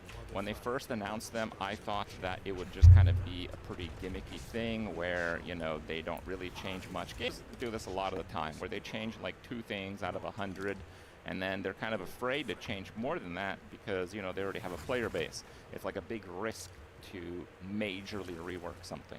Now, Abyss did probably get the least of the reworks, but still, they reworked everything, and a lot. So they took a really big gamble. They meaningfully redid all the different mechanics, and I think it's pretty fair. Just kind of go over each of them. They each have their trees, and you do have enough Atlas points to cap out each of the trees as well. So with Abyss, I feel overall the update has been pretty mediocre. Not like bad, just kind of like okay. It's been pretty good. They basically made it smoother. They made rewards, I think, far less on the high end. They're just more consistent. There's a lot better access to desecration currency because the chest in the Abyssal Depths always drops at least 1, and the last chest in the chain, if it is not an Abyssal Depth, always drops at least 1, but they are still really scarce, especially the jewel ones are extremely scarce, and I want to point out that I still find it pretty annoying to have to deal with the Amunamu thing. The Amunamu thing is basically how you get echoes and lights, so you pretty much have to use Amunamus, which is pretty weak. The other ones are just less good, straight up, just less good. But to have to deal with the Amunamu cloud and drag the mobs out of it, pretty much have to. And I want to point out that I still find it pretty annoying to have to deal with the Amunamu thing. The Amunamu thing is basically how you get echoes and lights, so you pretty much have to use Amunamus, which is pretty weak. The other ones are just less good, straight up, less good. But to have to deal with the Amunamu cloud and drag the mobs out of it, it's still kind of just like annoying. I also find it annoying that usually the entire Abyss is spread in multiple parts of a map. So when I do Abyss, I usually combo it with other mechanics that have the same idea. So if I do Abyss, I would also do like Ritual, for example, because I basically have to explore the whole map at that point. If I'm going to do Abyss seriously, I have to do all of it because the Abyssal Depths is a big part. And if I do all of it, I have to explore the whole map, which kind of slows down the mapping strategy pretty significantly. So is it good? Yeah, it's a pretty good. It's in the right direction. Overall, the changes are good, but I think a little bit more could be done here. In terms of Ritual, we had a huge rework on Ritual, the biggest being that you can no longer get non-omen, non-unique items from Ritual, with a little bit of an exception because of the Rite of the Nameless. You can get like guaranteed currency showing up in your reward screen, but that's like very, very minimal, I would say. It's pretty much just uniques and omens. Now, they did take some of the omens out, like the guaranteed change corruption omen. I really missed that one, to be honest, but overall it's been a really good change. I think Ritual has been a pretty big win. The idea that you can very consistently get uniques that are common is very interesting because you can often target a specific corruption. cool. Mid-rarity uniques. In SSF, you often wouldn't be able to get some of them for a long time. Through Ritual, you can pretty much always get them.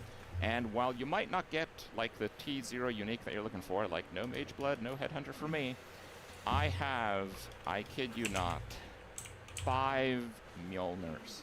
Like, these are, and I Verisium upgraded all of them. This is, like, debatably the best one, where they just get a whole bunch more damage. So I got 2 of the damage upgraded Verisium Mjolnirs, and 2 that corrupted also with double socket. Like, you know, yeah. So you get a lot more uniques than before, and that makes Ritual very cool, because it's in a pretty good state of balance where you can often get most of the items you're looking for, but there's still no guarantee, and I think that is exactly where you want to be with item acquisition.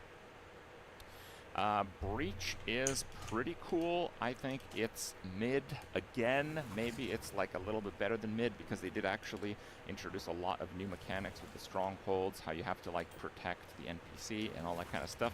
So it's like, I would say it's good. It's mid in terms of like the quality, but they added a lot more content, so it is better than Abyss. With Abyss, they kind of just like reworked it a little bit. So there is just a lot more stuff. I just find it a little bit annoying to do Breach stuff, but the new Genesis tree stuff that pops out items with unique affixes and unique bases is very cool. Catalysts have a huge amount of meaning. The fact that you have like the Breach Essence, you can get +4 to skills, and you can do this for all the different type of amulets. Like I actually just for funsies crafted a melee amulet with +4, a spell amulet with +4, and a